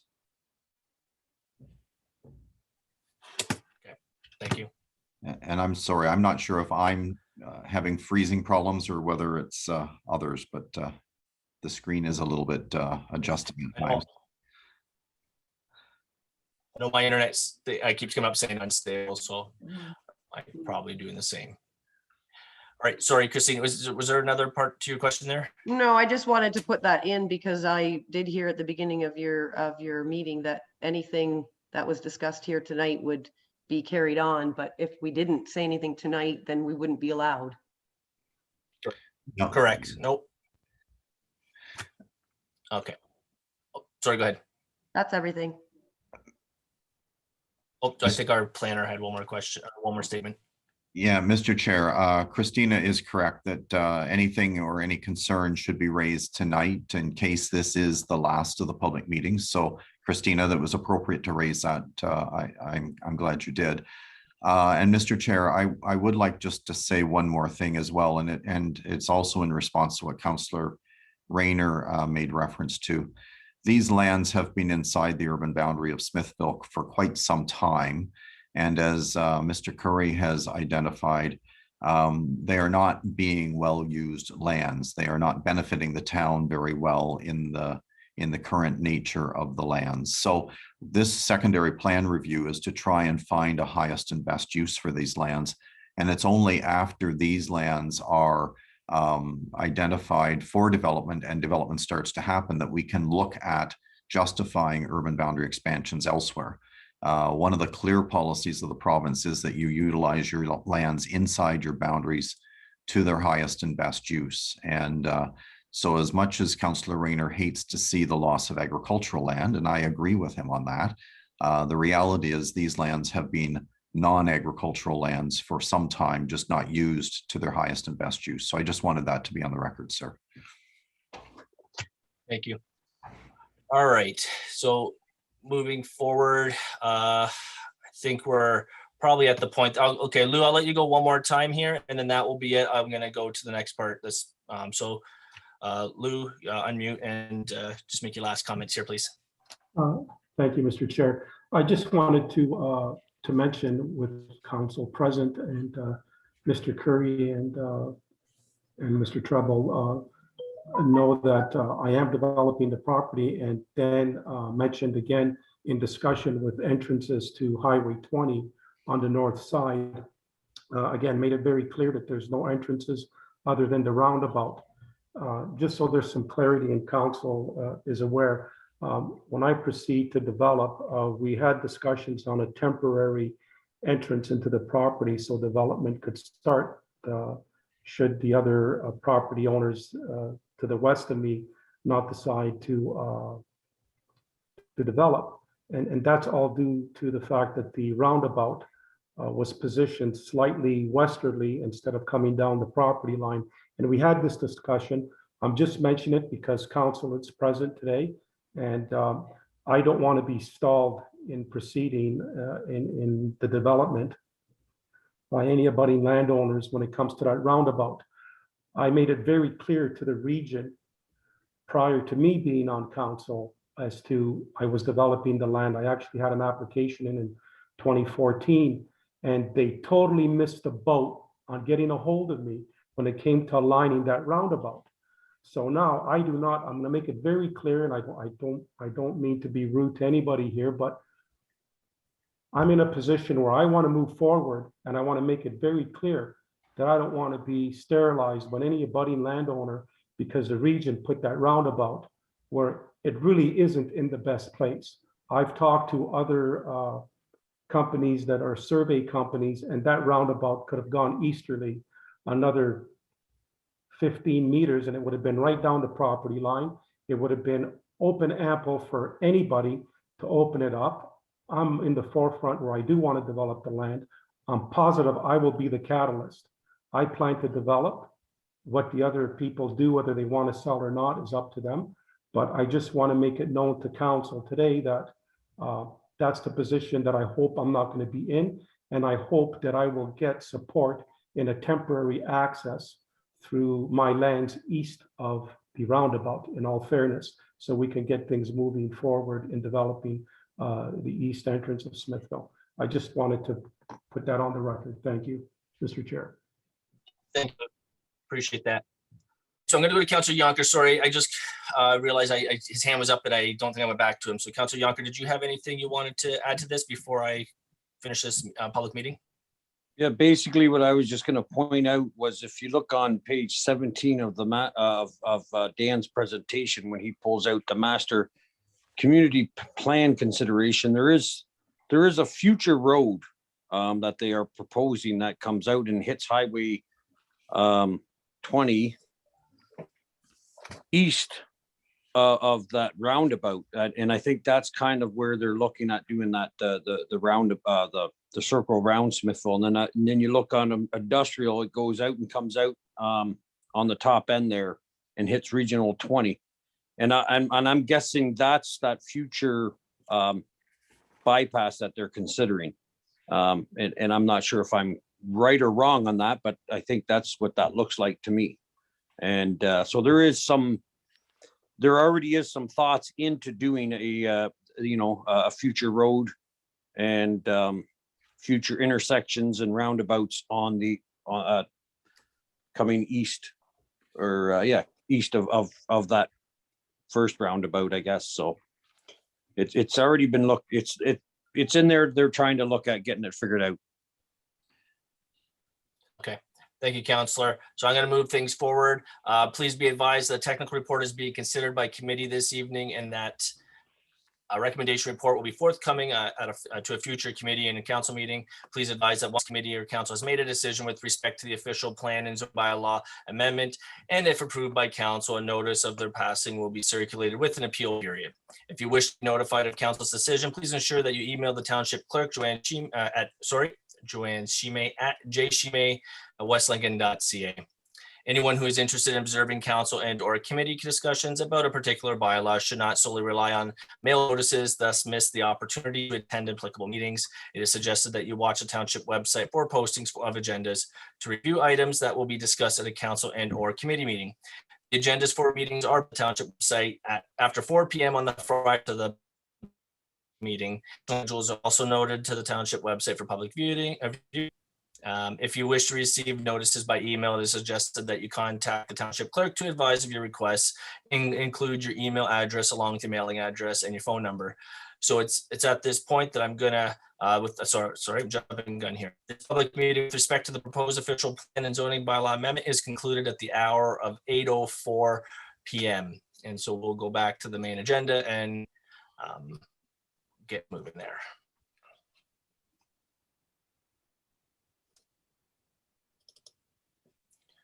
All right. Sorry, just give me 1 second here. Too many windows opened.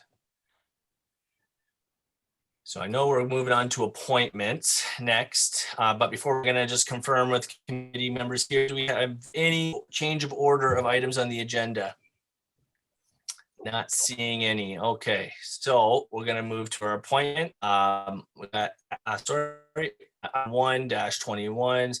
Scott, and I always say your last name wrong, so please correct me. I think it's Antonides, science teacher, Smithville's Christian High School, 50 million trees grant proposal, and he's got a point. And then after that PowerPoint, there will be a recommendation to make a comment, or sorry, to vote on afterwards. So Scott, I'll give the floor to you. Okay, thank you very much, Chair and councillors and Mayor for having us, for inviting us. I'm joined tonight by 4 of my grade 9 science students, and they are Nadia, Ephraim, Ruben, and where's the other one? One may have disappeared there. Grace. Grace, there you are. All right, so I'm going to share my screen and move as quickly as we can through. We have a presentation prepared and then a short video. It should take between 10 and 15 minutes or so.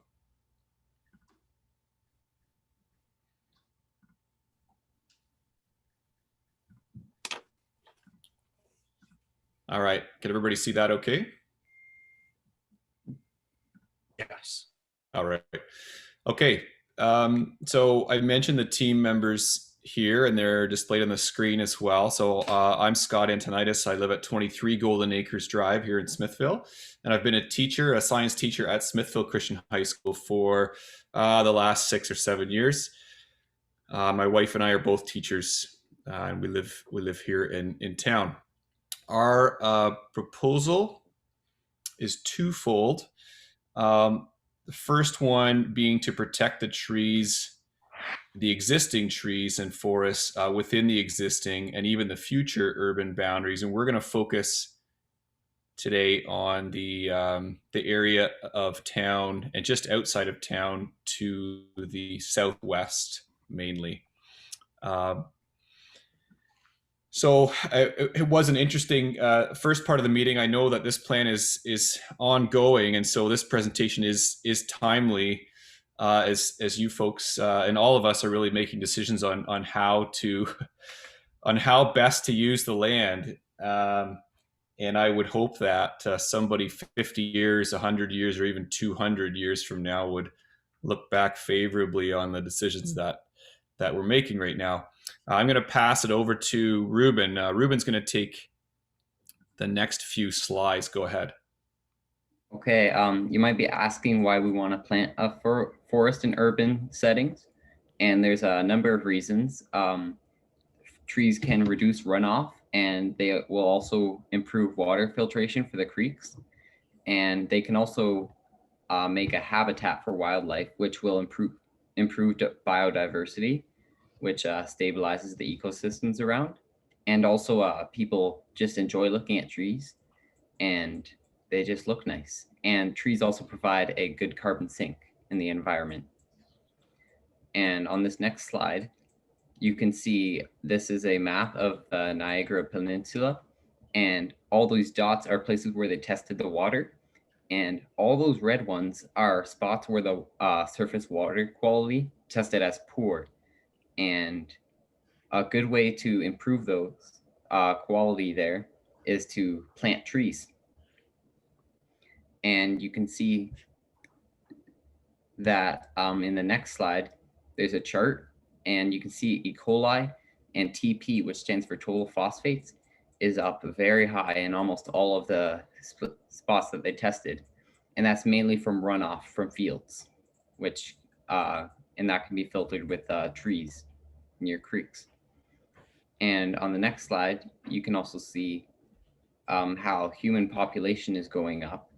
And as that goes up and places expand, it takes over natural land that contains trees, and extinctions go up and up and up. And if we can plant some more trees, then hopefully we can flatten that curve a little bit. Yeah, so you may be wondering who would pay for the reforestation. So we have 2 grants that would be available, possibly 3. So we have the Niagara Restoration Grant Program and the Forests Ontario 50 Million Tree Program. And we also might be able to utilize the TD Friends of the Environment Grant. And we will be reaching out to donors who would be willing to contribute to this project, including possibly Smithville High School. So on the next slide, this is the homepage of the NPCA's website. And this program was created in response to our poor water quality. And the next slide, this is the homepage of the 50 Million Tree Program of Ontario. And both of these programs have been very effective and responsive so far. And Ontario is standing ready to, and Forest Ontario is standing ready to plant some trees. So how much would this cost? So the cost will vary depending on the location and number of trees. As an example, for 1 acre of land, we would be able to plant 800 trees. Each tree costs $1.50. So the total cost would come to about $2,500. And the 50 Million Tree Program covers about $1.16 per tree. And the NPCA will cover 75% of the remaining cost, with a fraction of the cost being paid for by the landowner. So how will this proposal fit with West Lincoln's growth plan? West Lincoln's goal is to reduce greenhouse gases and to adapt the changing planet. This fits with our proposal because planting trees helps to stop climate change and remove carbon dioxide. We have some of the world's highest per capita emissions, and we need a significant change in the way we live to reverse the damage we have done. Many citizens actually see climate change as a big problem and are willing to help support a green recovery. West Lincoln is hoping to have a 5% reduction in greenhouse gases by 2031, and if we work together, we can achieve this goal. On the next slide, who would do the planting? Having a professional company select and plant the trees ensures a higher rate of success. Can you go to the next slide? There's a company called Landcare Niagara that does the physical planting, and this is a screenshot from their website. You can go to the next slide. Depending on what resources the landowner has, the landowner would prepare the site through either chemical control of vegetation, mowing, tilling, establishing cover crops, planting into a fallow field, or a combination of techniques. Once the trees are in the ground, the landowners who have the ability to mow should do so 2 to 3 times a year. Rows can be planted to accommodate the width of a mower. The minimal spacing between rows is typically 8 feet. The same applies to watering. If the landowner has the ability to do this, then that is fantastic. Most people don't have this ability.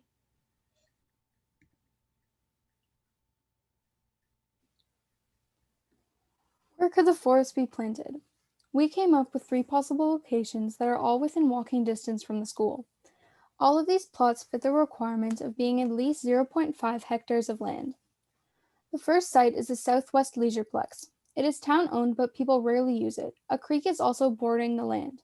Planting trees in this area would increase forest cover of the watershed, prevent runoff, protect a rich habitat for animals, and would also hold the soil, preventing erosion. The next site is the Horseshoe Forest. It was deforested in 2007 and is privately owned, but it is the largest plot of land out of the 3 options that we've put together.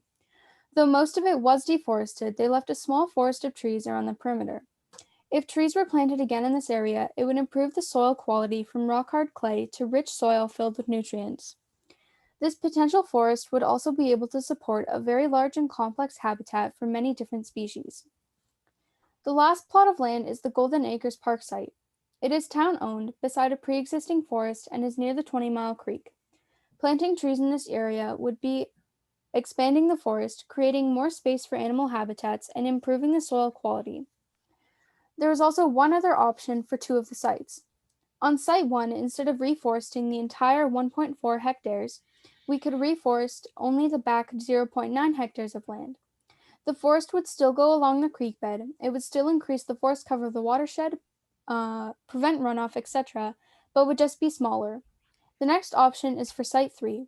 A 3-hectare triangle of land would be getting reforested instead of only doing the 0.7 hectares of land that is close to the residential area. Doing this would give a much larger forest area and would stabilize the soil around 2 sinkholes. All right, thank you, Nadia, and the rest of you. That was excellent. I just want to go quickly over the timeline because that's probably another question. If the decision is made soon, if the site choice and the approval is made soon, then this timeline is appropriate. Once the decision is made on the site, then I would submit applications, and I've already been verbally or through email assured that these applications would most likely be successful for the grants. Then a site visit would be arranged by the MPCA and Landcare Niagara and Forests Ontario, and then in the fall the planning would take place. And we could be planting as early as spring 2022. So Landcare Niagara would be ready to. They're just finishing their spring planting season right now, and they are currently making plans for the next year. It's also interesting and appropriate to note that this decade, just a month ago, the United Nations declared the next decade the decade on restoration.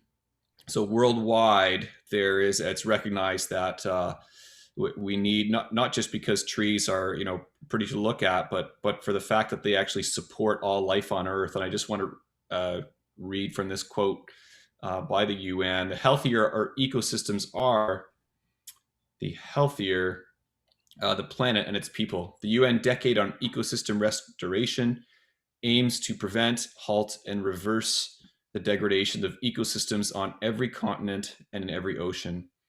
It can help to end poverty, combat climate change, and prevent a mass extinction. It will only succeed if everyone plays a part." And this is actually a photo taken just north of the Leisure Plex. This is one of the hickory trees that stands in the field out there. So we're going to show a short video. We've prepared a video where we take you through some of the sites really quickly. It takes about 4 minutes, if you don't mind watching that. And if you would like to see some of these sites or talk to any of us in person, we'd be happy to talk to any counselors or planners, and we could arrange a visit at any point. I hope you can hear this video. I'm going to start and just give me a thumbs up if it's working. Okay, here we go. We are going to walk you through 3 possible areas for reforestation, starting with the southwest corner of the Leisure-plex right here. We're going to move then to this forest, or what remains of this forest right here, area 2. Then we're going to follow this path back towards town, where we highlight some features like these hickory trees, which are left standing, these significant stands of elm and oak and hickory, these low-lying areas here that are little bioreserves. And then we're going to move past these 2 sinkholes towards area 3 right here by Golden Acres Park. All right, here we go. This is the southwest corner of the Leisureplex. It's owned by the town but is seldom used. It's also too close to a farm to be used as a residential land. These 3.5 acres could be partially reforested to provide habitat for animals, a carbon sink, and watershed protection. This forest was clear-cut in 2007. It used to be 30 acres of mature hardwood forest, but since then the soil has degraded into rock-hard clay. This area is currently owned by a developer and is within the future urban boundaries. This section of land is the largest, but probably the most difficult to reforest, as it is owned by the developer and they likely have plans to build homes here. All right, behind me here is a massive shagbark hickory tree, and there are about a dozen of these trees that are standing alone in the field just north of the Leisureplex and west of town. They were left by farmers when the land was originally cleared because they were so useful. The wood is very, very hard and useful for implements, for hand implements. You couldn't go to Home Hardware 100 years ago. What you would do is just cut off a branch of these hickory trees and you'd have a new shovel handle. They tell a cool story, but they also provide a little bit of a biosphere reserve. There's a row of mature oaks that's along the path to the Leisureplex. We'd love to see those trees remain since they're impossible to replace. These trees can live over 200 years. This one is well over 100 and really can't be replaced by small boulevard trees.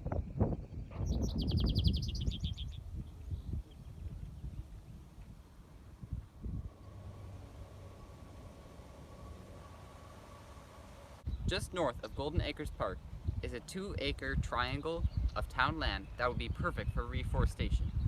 It is next to a forest and would be considered a buffer between human activity and 20 Mile Creek. This site is large enough to meet requirements for the 50 Million Trees program and is close enough to an existing forest and stream to qualify for NPCA's restoration program. Next to me is a sinkhole just west of Golden Acres Park. Runoff from this field travels underground and flows into 20 Mile Creek. Excess fertilizer, pesticides, and herbicides make their way into our watershed and eventually into the food chain. A forest here could filter the water and stabilize the ground. Plus, who wants to own a house that's over a sinkhole? This is a 20 Mile Creek at the Wade Street Walking Ridge. Each year, the NPCA does water testing, and each year, the water results come back as showing that the water is of poor quality. High nutrient and E. coli levels are a sign of agricultural runoff. Algae growth is choking out wildlife and is turning this freshwater creek into a swamp. Reforesting our watershed would increase the health of streams and lakes. Anything that's good for our water is good for us.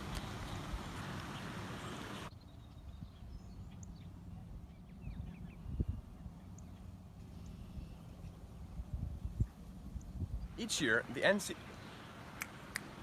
Okay, we'll just leave it. Because it is the biggest. Oh, you're so It's the good. best, but the most difficult because... Runoff from the field. Oh my gosh, no.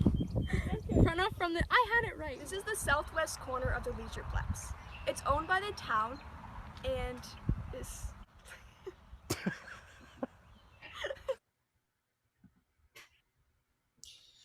All right, thanks everyone. I hope you enjoyed those outtakes that we left in there for you, just for some comic relief in the middle of a long meeting. That's it from us, and thanks again for the opportunity. Excellent, thank you, and thank everybody there for taking the time to put this together and taking time out of your evening to come and speak tonight. Yes, Mayor Mills, I'll come to you in 1 second.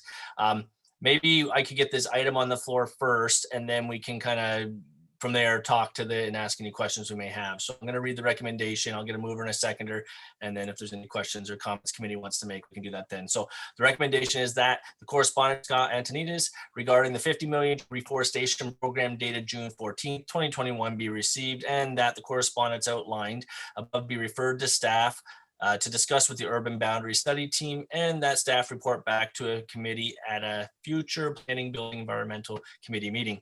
So can I have Councillor Ganan and Mayor Billsma. And now I'll open the floor up for questions and comments. And Mayor Billsma, you had your hand up first, so you can go first. Well, Thank you very much for that presentation. And yes, I did enjoy the outtakes. And so thank you, Ephraim, Ruben, Nadia, and Grace for your diligence in this. Those who know me know I'm a big fan of trees. I did some tree planting in Northern Ontario. I have 180,000 trees with my fingerprint on them in Northern Ontario. They're predominantly black spruce for the pulp and paper industry, but there was some white spruce and some longleaf pine as well. So I see it the exact same way that you do in terms of trees are the solution to a lot of our challenges along the creek.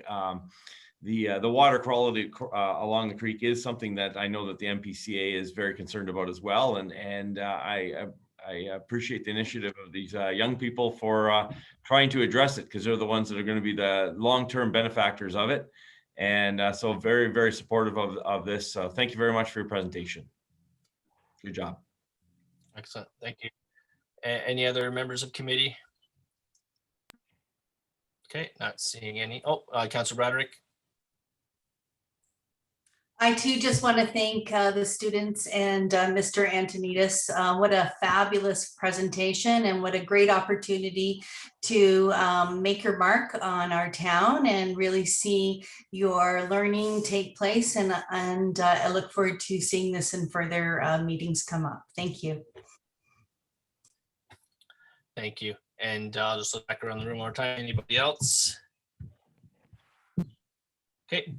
And so I'll just thank, I won't say anybody's name in case I say it wrong, but I'd like to thank each of the students again for coming out and giving us your evening here and having to endure the public meeting portion. And now you get a chance to be a part of, local politics. So hopefully it's inspired you somewhat to maybe consider it down the road. And at the very least, it's great to see that you guys are so actively involved with beautifying our community.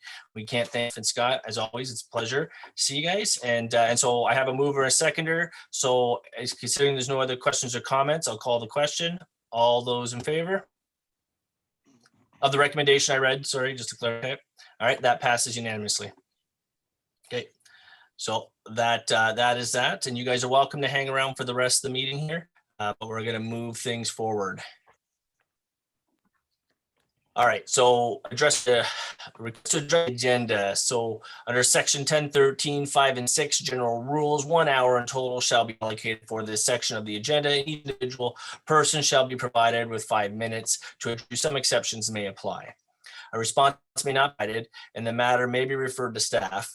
A person who wishes to discuss a planning application or a matter that can be appealed will be permitted to speak up 10 minutes. Sorry, I'm just going to see.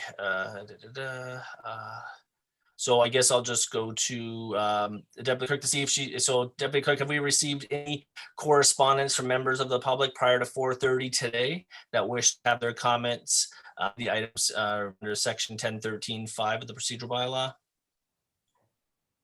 To you, Mr. Chair, I have not received any comments, written comments from the public. Oh, we'll go to the gallery here. Open the wrong link there and see if there's anybody in the gallery who has their hand again, like we did before. If there's any other items on the agenda that you'd like to speak to, this is your time.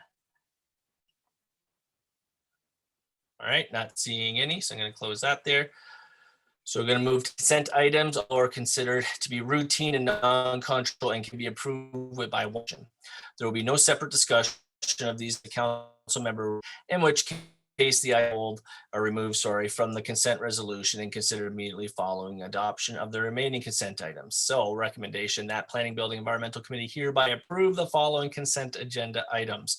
Items 1 and 2 be and are hereby received for information with the exception of the item numbers, and there's currently none. 1, technical report PD 67-2021, comprehensive zoning bylaw 2017-70 as amended, housekeeping amendment number 4. And 2, technical report PD 68-1, East Smithville secondary plan draft, official plan policies, draft amendment number 6, draft zoning bylaw amendment. So I'm going to need a mover. I have Councillor Gannon and Councillor Trombetta as a seconder. So is there any items you guys want to pull, or should we just go to a vote? So I'm not seeing anybody's hand up, so I'm going to call all those in favor. Perfect. All right, and that passes. So no communications today. So we're going to go to staff reports. Planner 2, Garrett Borma, and Planner, Director of Planning and Building, Brian Treble. Recommendation report PD-73-2021 Rural Settlement Area Hamlet Boundary Review. And the recommendation is that report PD 73-2021 regarding the Rural Settlement Area Hamlet Boundary Review dated June 14th, 2021 be received, and that report PD 73-2021 be circulated to regional planning staff to ensure that they are aware of the township's ongoing work on reviewing the existing rural settlement area boundaries, and that staff present a recommendation report at a future planning, building, and environmental committee meeting identifying which adjustments to the rural settlement area boundaries, if any, are recommended by township staff to support the regional municipal comprehensive review work. So I'm going to need somebody to move that. Mayor Billsma and Councillor Yonker. And any questions or comment? Not. Oh, Mayor Billsma, go ahead. Oh, you're muted. Sorry about that. Just quickly, and going through, I don't see St. Anne's on there. There was no work done in St. Anne's. And the second question, so let's answer that question first. So did I miss something? The director. Through you, Mr. Chair, Garrett can speak to this as well if I missed something, but we've gone through the hamlets with respect to private applications received, as well as any sort of staff identified areas for correction, and have not identified any in St. Anne's. In Silverdale, we did identify one, but in discussions with Conservation Authority staff and regional staff, it appears to be a difficult one to correct. It's a rear lot line adjustment that's through an environmental feature and tough to deal with. So we haven't put it on the table at this point. It looks like it's kind of a non-starter. I'm in particularly concerned about I believe it's 3 houses that are on the east side of St. Anne's Road, very close to the 20 Mile Creek.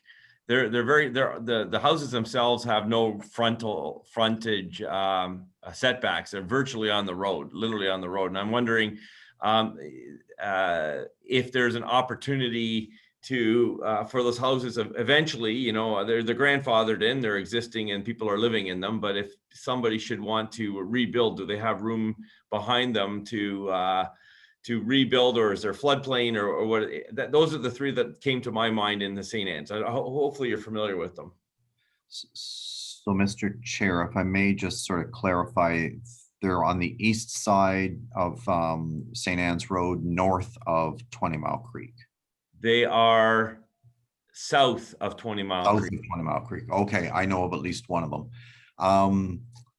They're already inside the hamlet boundary, I think would be answer number 1, but they might fall into discussion around the housekeeping bylaw. So staff will take a look at those with respect to their ability for rebuild. Yeah, there are 3 of them there, and I can't imagine that they have proper septic beds and those kind of things.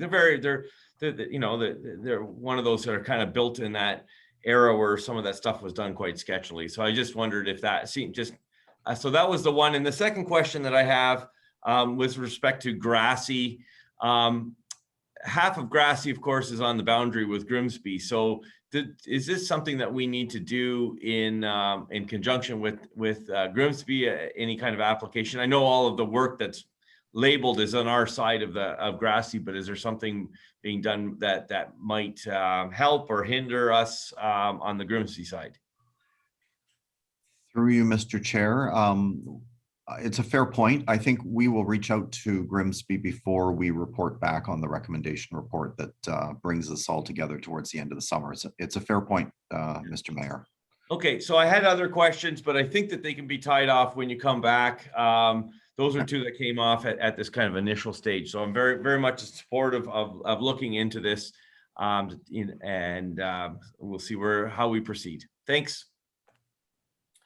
All right, thank you, Mr. Mayor. All right, so anybody else around the room here, if there's any other members of me that want to speak to this? All right, not seeing any. I have a mover, a seconder, so I'm going to call the question. All those in favor? And opposed? Okay, so that passes, or carries, I should say. So going to move on to make sure I didn't lose my window here. Item P7421, recommendation report PD 70 2021 site alteration application, Mars Home Inc. Agent Joe, I don't even know how to say the last name, Cirelli, Rosemount Homes and Cardi Construction, west of South Grimsey Road 5 and north of Regional Road 20, being Lot 9, Plan M98, file number 3000-00321. And the recommendation is that report PD 70-2021 regarding the recommendation report, site alteration application, Mars Home Inc., west of South Grimsey Road 5 and north of Regional Road 20, being Lot 9, M98, file number 3000-00321, dated June 14th, 2021, be received. And that a site alteration permit in a form similar to that found at the attachment 3 to this report be approved by Township Council, subject to conditions as noted in the permit, and that the permit be authorized to be issued prior to ratification of Township Council, given the timing of the Rosemount home development, and that all efforts to be taken to acknowledge and protect neighboring residents, including but not limited to dust control, speed control, noise control, obedience of the Highway Traffic Act, etc. Failure to do so will provide bylaw staff with the authority to revoke this permit at any time. So if I can get somebody to move that. Councilor Rayner and Councilor Ganan, and any questions or comments? Councilor Rayner. Thank you, Mr. Chair. Mr. Treble, thank you for putting number 4 in. I know we've had trouble in the past, and this clause is now added, which I think really helps to secure and make the point that they've got a job to do, but they've got to respect the neighborhood around them. I think this is a great clause that you've now added. Thank you. Excellent. Any other members of council? Okay, not seeing any. I'm going to call the question. All those in favor? And oppose?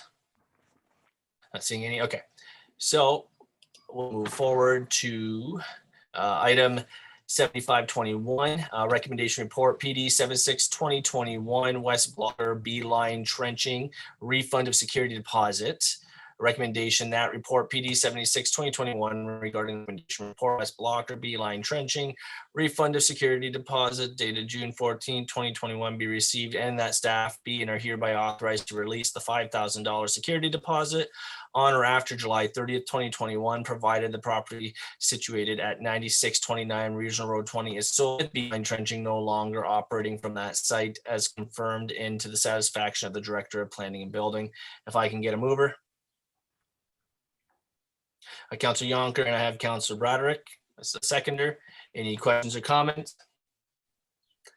Not seeing any. Oh, Councilor Trombetta.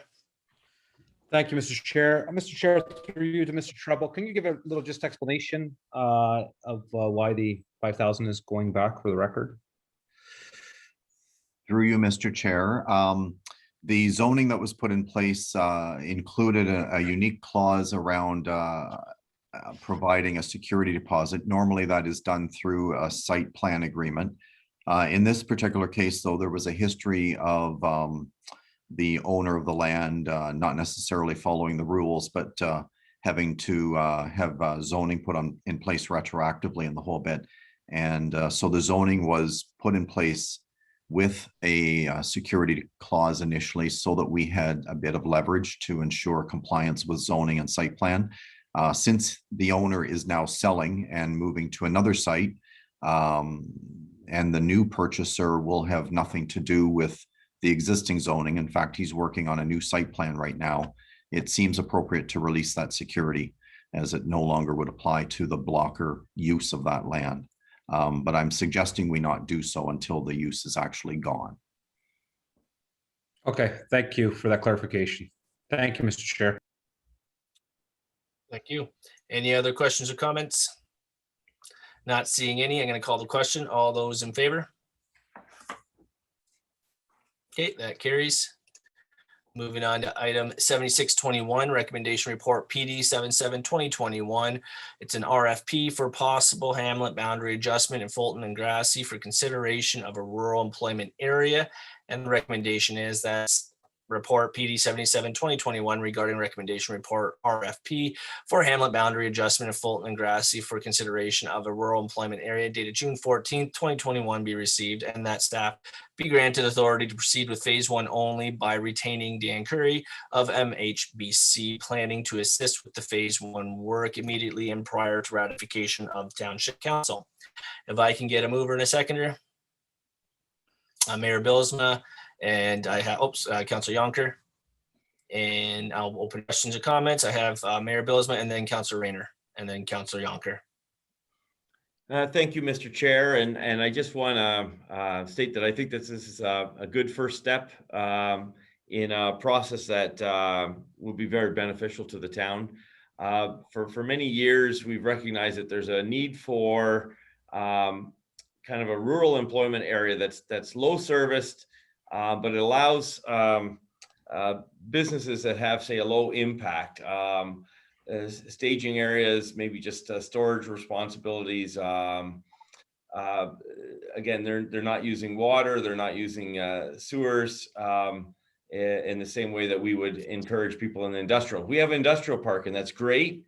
But we have nothing in between. And so what that has happened, and we've seen this happen often at this council, where businesses are picking up rural properties, and they're scraping the topsoil off, making a berm, putting up some gravel, and parking some equipment there. But it is, in fact, it tends to be agricultural, and we have a lot of pinch points, perhaps, with neighbors.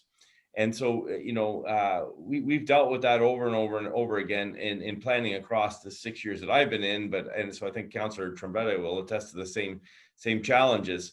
And so I think what this does is allow us to kind of consolidate that and allow for some moderate security, some control, and fewer pinch points with neighbors and concerns by neighbors by consolidating this on a road that's designed, or a collection of roads that are designed to have good logistical support, and it puts us in the driver's seat in terms of directing people to say, hey, you know what, we have a spot here that's made ideal for these types of arrangements. So I think that this is visionary, and I'm really glad to proceed with this first step. Thank you, Mr. Chair. Yep, thank you. So I went to Councilor Rayner, and then Councilor Yonker will be next. Thank you. Through to Brian, can you tell me specifically what area in Grassy you were thinking of? Through you, Mr. Chair, if you flip back to the Hamlet report, you'll see that there are lands to the south of the railway track on the west end of Grassy that have been identified as study area. And those are the lands that I believe we're looking at for the time being. Okay, they're privately owned and they're in agriculture, are they not? They are privately owned and they are partly in agriculture right now. That's correct. All right, so what the mayor was talking about, I understand, because of the fact we do have situations like he said, where all of a sudden somebody buys something, peels off the topsoil, puts a berm up, and next thing you know, there's confrontation with neighbors. Can you tell me, with regards to this phase 1, how long will this take to do, and what would the cost of this be? So through you, Mr. Chair, that's where I've had to pull the RFP, the request for proposal, apart. Initially, it was planned that we would hire a consulting team to do the entire project. And by the time we were done with a secondary plan, it would probably be the better part of a year. But the region has now released a report that says they need to know what lands are going to be inside any potential boundary adjustments by the end of September, by the end of summer, by the end of August. So we've pulled it apart to propose this phase 1 so that we can get a consultant to assist us to identify an area and present it back to you guys in time for the region by the end of summer. So we're going to have to be on a very tight timeline for step 1 or phase 1, whatever you want to call it. I don't know the cost through you, Mr. Chair, but I'm envisioning in the range of 20 to 30,000 for the first step. And that still leaves us lots of room to complete a secondary plan once the region agrees and puts the land inside a hamlet boundary. Okay, the only reason I'm bringing this up is, Mr. Trouble, you'll recall a long time ago, previous councils, the region came down really hard on tightening up the hamlets. Is that not correct? Through you, Mr. Chair, there have been a series of policy changes over the years. They were rural clusters, then they weren't rural clusters, they were hamlets, and then they weren't hamlets, and now they're rural settlement areas and not hamlets or rural clusters. So terminology keeps changing and the rules keep changing. That's a fair statement. All right, so there was a time when we really had to tighten down on this, and the region came down on us hard. I believe one hit very hard was the Fulton area, where we were really being restricted as to what was considered. Back then, it was definition of a hamlet, wasn't it? Through you, Mr. Chair, it was it was what constituted a hamlet in terms of its character and makeup, and some of them weren't large enough with enough mix of uses to qualify as a hamlet. So that is correct. Are they being reconsidered now by the region, Mr. Trouble? Through you, Mr. Chair, the region, as part of their master community plan work, their municipal comprehensive review, is looking at all of the hamlets. West Lincoln and Wainfleet are a focus just because we have the most of them. And now is a window within which we can suggest changes to hamlet boundaries that we consider appropriate. And this is also the time to do the rural employment concept as well. So there's a window, but that window closes sometime before the end of this year. They're asking for our comments by the end of August so that they can consider them and make a recommendation to regional council before the end of the year.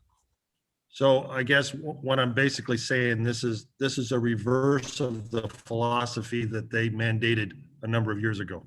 This is a 180 flip again. Well, only temporarily, through you, Mr. Chair, to give us a one-time opportunity for correction. All right, thank you, Mr. Chair. Yep. Thank you, Councillor. Councillor Yonker. Yeah, basically, I just was going to express what the mayor said too. This is something that's been in high demand for quite a while. To see something that's a little bit more affordable for light use of utilities, right?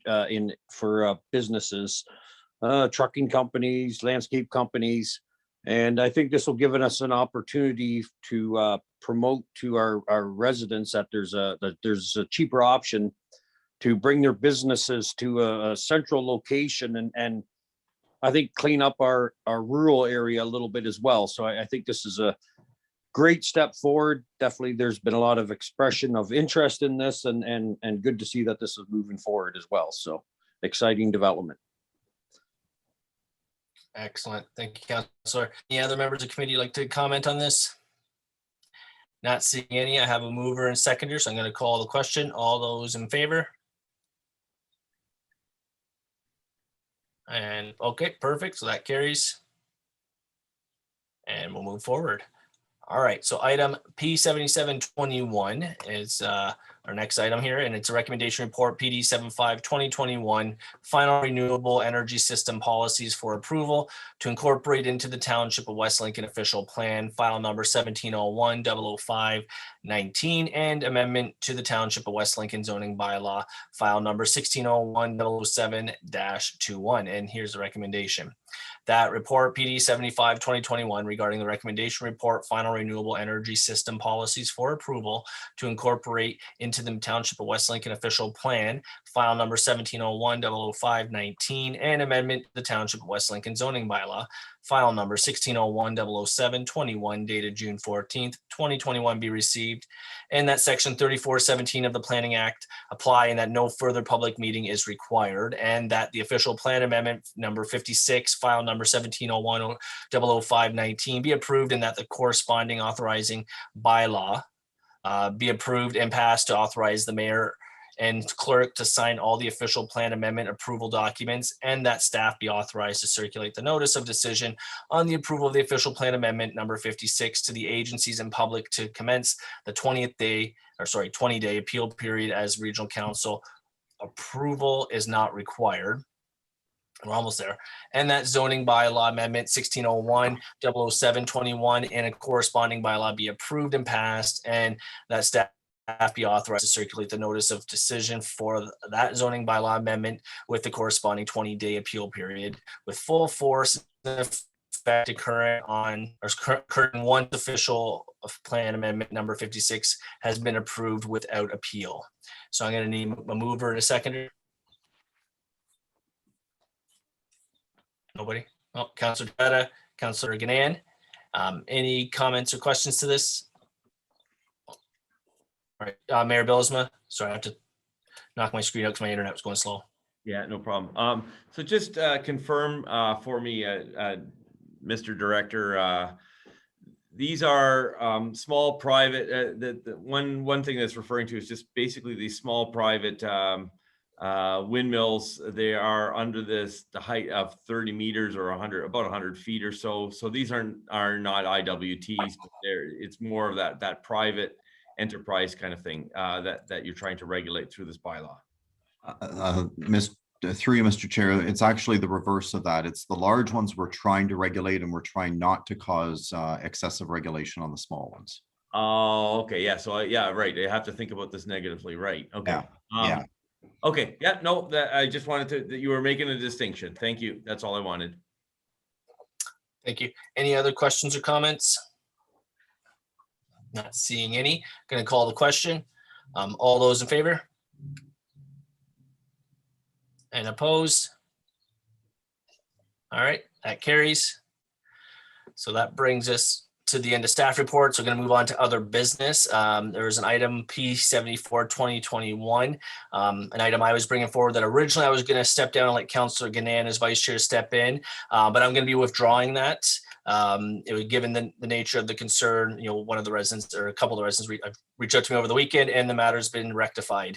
So there's no reason to actually bring this forward at this point. So that's removed, and I'm going to move on to the next item, which is item 79-21. Councillor Jason Trombetta, reshooting of firearms in rural areas. For discussion, I guess Councillor Trombetta will move it. If I can get a seconder. Councillor Broderick. All right, Councillor Trombetta, I'll let you have the floor to start this. Thank you, Mr. Chair. This just came about, just some talk with some residents out in the rural areas. As I make my ways around, there's, conversation comes up. And, speaking with staff this week, I had some good dialogue with some staff about this sort of issue that, there's been some notice of shooting of firearms in rural areas. I'm not looking for a motion. I'm just bringing it up for discussion to some of the residents that had some concern.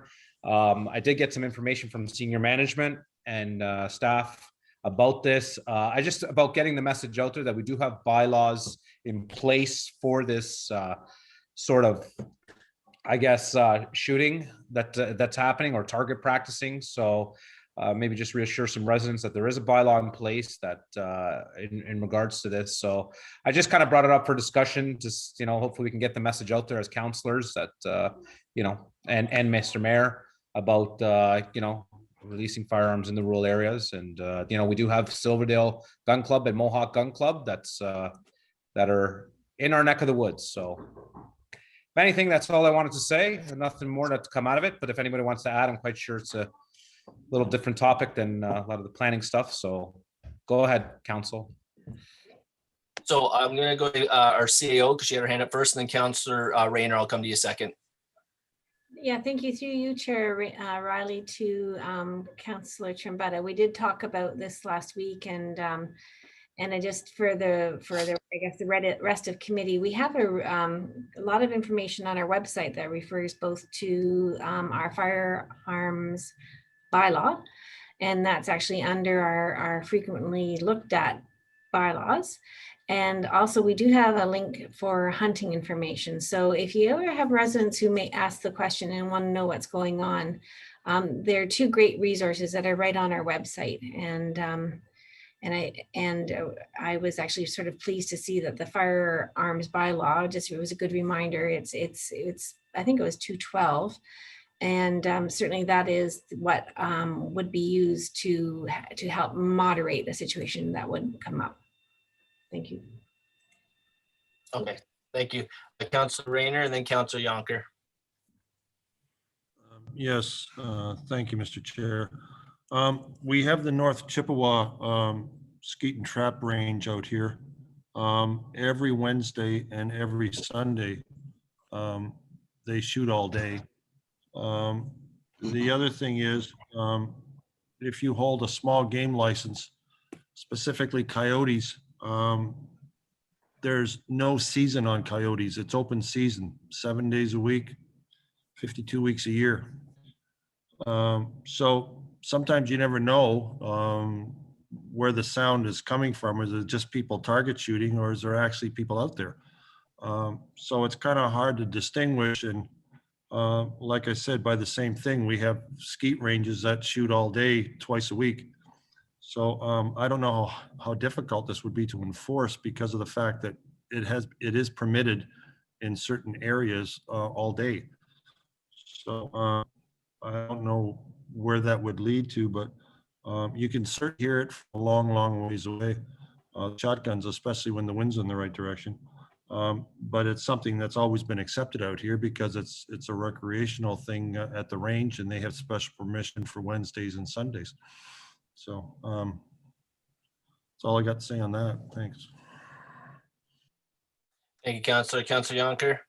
Yeah, I was just gonna note on a kind of on a lighter side out here in Ward 2, especially out in the St. Anne's area, we don't really notice anything except for gunshots when you live close to the Silverdale Gun Club, but they're good neighbors. But yeah, so every once in a while you do hear one that's like, whoa, where'd that one come from? But yeah, just the residents it's always good to be reminded that don't fire off a gun carelessly. Always respect your neighbors, and bullets travel a long way, right? So it's definitely not something to take lightly. So, but good to have a reminded once in a while, right? Absolutely. Councilor Trombetta. Yes, through you, Mr. Chair, to Mr. Trouble. That coyote one that Councilor Rayner was talking about, small gun is allowed to shoot coyotes anytime, 24/7? Through you, Mr. Chair, I'm not sure I'm fully qualified to speak to the firearms bylaw, but my understanding is that you can certainly shoot coyotes in defense of livestock and things of that nature. There's exceptions like that definitely identified in the bylaw. The one specific that Councillor Rayner is referring to, I'm not 100% aware of it. So we might have turned back to Mr. Rayner for that clarification. Councilor Rayner, you want to? Yeah, out here with coyote hunting, I know the one year that I lost all my chickens within 10 feet of my house in broad daylight. I got a hold of a couple hunting groups. They're very active in this area. And within 3 months, they got 120 coyotes. They use a lot of them use shotguns, which you hear like on the trap and skeet range, you'll hear it. But you're allowed to use anything under a 30 caliber, and a number of the guys use 243s. So they've got quite a range. They can take a coyote out at 200 yards. But it is permitted in small game license as long as it's under 30 caliber. So it depends what the hunter chooses to use, but it is allowed. So, and you do have a number of coyote hunting groups around here. There's a couple in Caister. I believe there's another one just north of Smithville. Used to be down by Fly and South Grimsby Road 3. There was another hunting group there. There's another one on Spring Creek. So there's a number of them out there that regularly do hunt. So whether they're misinterpreted as people just goofing off, but I'm sure and I trust that they've been very, very careful in what they do because they know the capabilities of their weapons, but they also know what they're after. And they've been doing it for years. So that's all I can tell you with regards to that. Okay, thank you, Councilor. Thank you, Mr. Chair. Okay. So any other questions or comments? Seeing any, there's no motion from this, so we can move on to the next item, which is P8021, Councillor Yonker and Director of Planning Brian Treble. Multi-Municipal Wind Turbine Working Group, also known as MMWTWG, 2021 membership. And the recommendation is that the Township of West Lincoln continue their membership in the Multi-Municipal Wind Turbine Working Group for the year of 2021. So I'm going to need a mover and a seconder for that. I assume Councillor Yonker is going to move that. Can I get a seconder? Mayor Billisma. All right, it's open for conversation now. If anybody has any comments, questions, I'll go to Councillor Yonker first and then Councillor Trombetta. Yeah, basically a little bit of the committee, the membership has been, it's been hard to get together considering the COVID restrictions and all that. So I think things got slipped a little bit, but yes, there's we're always supposed to do this every year, decide to do to renew our membership or not. And I missed the last meeting that they had as a Zoom meeting. And in that meeting, they decided as a group to waive their membership fee for this year. So that's that to me makes it a no-brainer. It's not going to cost us anything to continue to be part of that membership, except for my time of either going on a Zoom meeting or traveling up there to meet. And I also just thought I'd like to maybe just what our membership benefit is. And we got the windmills up. They were something that we didn't necessarily maybe all want to see. And I think maybe that's why we became part of this group. But there's also continued concerns that this group is presenting at meetings. I think the biggest thing that we're going to be facing in the future will be demolition and disposal of these beautiful wind turbines. Just on a note, they're interesting. You find out that these things, when they come down, those big fins will they will sit somewhere forever and ever. They don't, and there's no recycling. So there's a lot of information that we're still getting, not necessarily just fighting them going up, but also just what to do now, new policies, government policies that come forward. And I think a bit of that maybe came up with the other, that we as a municipality are allowed to again have a little bit more say on setbacks and part of the planning of the township has more say in windmills again. So there's definitely benefits to the membership, but considering it's waived for this year, I think it's a no-brainer to continue on. And I have no problems being part of that committee yet. So. Excellent. Councillor Trombetta. I didn't have much. Councillor Yonker kind of pretty much answered it in his little spiel there. I guess if, as this is going forward, it doesn't cost nothing, why not? I just think, what year are we in? 10th year right now? I don't know what year we're in with them, how long they've been up. Am I a little heavy on the number there? Time flies by when you look back. 7 Ward 1?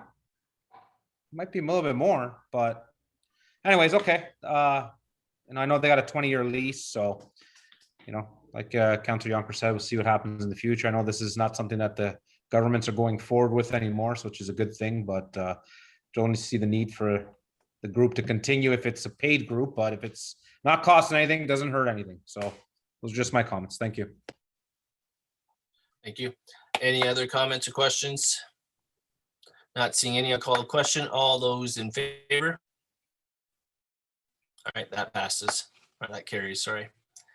All right, moving forward to item 8121, new appointment for a council representative for the West Lincoln Heritage Committee. And it says, although for discussion, there is a recommendation that Councillor Blank be hereby appointed as a council representative on the West Lincoln Heritage Committee, and that bylaw 2018-114 be amended at the June 28, 2021 council meeting, placing Schedule F West Lincoln Heritage Committee with a new Schedule F by removing Mayor Dave Billisma and replacing with the name appointed member of council. So I need a mover. Ganan and Councillor Rayner. And so I will open this up first for discussion. If anybody has any comments or suggestion nominations, I do have a nomination I'm willing to make. We'll see where the committee goes. So anybody have a question or a comment? Nomination. Okay, so Not seeing anyone jump to it right away. I'm gonna put it forward. Should they accept, I'm gonna nominate Councillor Braderick to the position there. So Councillor Braderick, would you accept that nomination? Yes, gladly. Thank you. Okay. And while this is still open for discussion, is there any other comments or nominations by anybody at this time? Councillor Rayner? Thank you, Mr. Chair. This always went out also to the public. There's 2 or 3 members from the public also together with the counselor, is there not? I would have to refer to staff. I don't recall. I've only ever been part of this once. So I see some councilors nodding their head yes, but I would imagine that because it's a committee of planning, that we would need a council representative. So at this point, there would be no council representative. So there would be no, we would not even be complying with our own procedural bylaw if we I just couldn't remember how, sorry, I just couldn't remember how many were sitting on there with the counselor. Okay. I'll go to the director or sorry, I see Councillor Trombetta's hand up. You might know the number. I don't know the number, but I think you do need a seconder to appoint Councillor Bradwick. I know you nominated, so I'll second it, Councillor Riley. We'd have to do a mover. We'd have to do a mover and a seconder again to the motion that is before us, right? The recommendation. Are you, okay, I didn't know So if you needed a mover or seconder. So I'll go to the clerk to verify, but I think. No, I'll go to the clerk to verify, but I'm pretty positive once we put the name in, then we need a mover and seconder at that point, because now that's the recommendation. I don't think you need a seconder just yet unless somebody else comes forward saying they want to be nominated, then you probably have to go through those semantics, but I'll go to the deputy clerk just to clarify when we would need the mover and seconder for putting somebody on this committee. Thank you, Mr. Chair, for the question. I would suggest that because it's just a friendly amendment, we're just putting a name in because we already have the recommendation on the table, that if it's okay with the original mover and seconder, we would just do that friendly amendment and add that name to the recommendation. Okay. And so I'm going to go back to the mover. I think mover was Councillor Ganan. Is that all right with the friendly amendment? And Councillor Rayner, I believe you were the seconder. Is that all right with the friendly amendment? Okay, I see 2 nods, so that's going to be all right. So I will read this again from the beginning and then we'll vote on it. So recommendation that Councillor Braderick hereby appointed as council representative on the West Lincoln Heritage Committee, and that bylaw 2018-114 be amended at the June 28, 2021 council meeting, specifically replacing Schedule F West Lincoln Heritage Committee with a new Schedule F by removing Mayor Dave Bylsma and replacing with the name of the new appointed member of council. So I have a mover and seconder. Unless there's any other questions or suggestions or nominations, I'll call the question. Not hearing or seeing anything. All those in favor? All right, and oppose? All right, and that carries. So that brings us to item PA221. Members of committee, other business matters of informative nature. So I'll go around the room. I'll go left and right on my screen. So I'll just call names out. So I'll start with Councillor Braderick. Is there any informative natures you'd like to address? Nothing at this time. Thank you, Chair. Thank you. Mayor Bylsma, any informative natures you'd like to address? Just one briefly, and that is the region got a new director of public works, and the name escapes me right now. But it's a position that's been long vacant since the beginning of the term, virtually since the beginning of the term. And so we're very pleased. It's a lady from, I believe, Waterloo who's come over. And so we're looking forward to some fresh blood in the region. I'll get the name to you guys by the end. Yeah. Sorry, Mr. Mayor, you said Director of Public Works? Yes. Okay. Sorry, no, my mistake. I thought Carolyn, that's what I'm saying. Like you said, Public Works. Did you not? No, I meant planning. So we're doing planning. That's what yeah. Okay. Yes. Okay. To replace Reno Mustacci, who I think you're all familiar with. Yeah. Now that makes sense because I didn't think Carolyn was no longer there. So that. Sorry, Mr. Mayor, I had to clarify that. I see our Commissioner of Planning.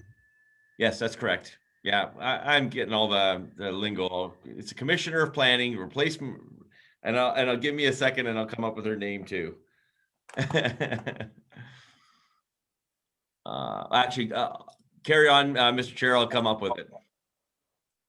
Okay, so I'm gonna go to Councillor Ganand. Do you have anything to inform?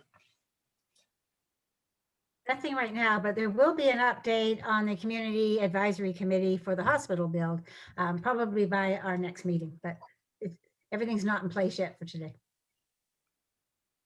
Okay, Councillor Trombetta. No, Councillor Chair Riley, I'm good. Thank you. Okay, Councillor Rayner. No, I'm fine. Thank you, Chair. I'll go back to Mayor Billsman, then I'll go to Councillor Yonker. It is in fact Michelle Sergi or Sergi. So welcome her aboard. It's a big position. She's got big shoes to fill, but you know, it's a big task. Thank you, Michelle Sergi. Thank you. Councillor Yonker. Nothing. Thank you, Mr. Chair. Excellent. I'll go back to our CAO. Is there anything you want to report? We're good. Director of Planning, anything there? Not at this time, sir. Okay, I got nothing to report, and I'm assuming everyone else in the room isn't the same. So at that point, I'll move on to new business. Is there any items in new business anybody wants to bring forward that's super urgent, needs addressing? Not seeing any. So I declare the meeting adjourned at the hour of 9:09 p.m. Thank you, Mr. Chair. Good night, everybody. Good night, everyone. Good night, everyone. Good night, thank you. Night, everyone. Thank you. Good night.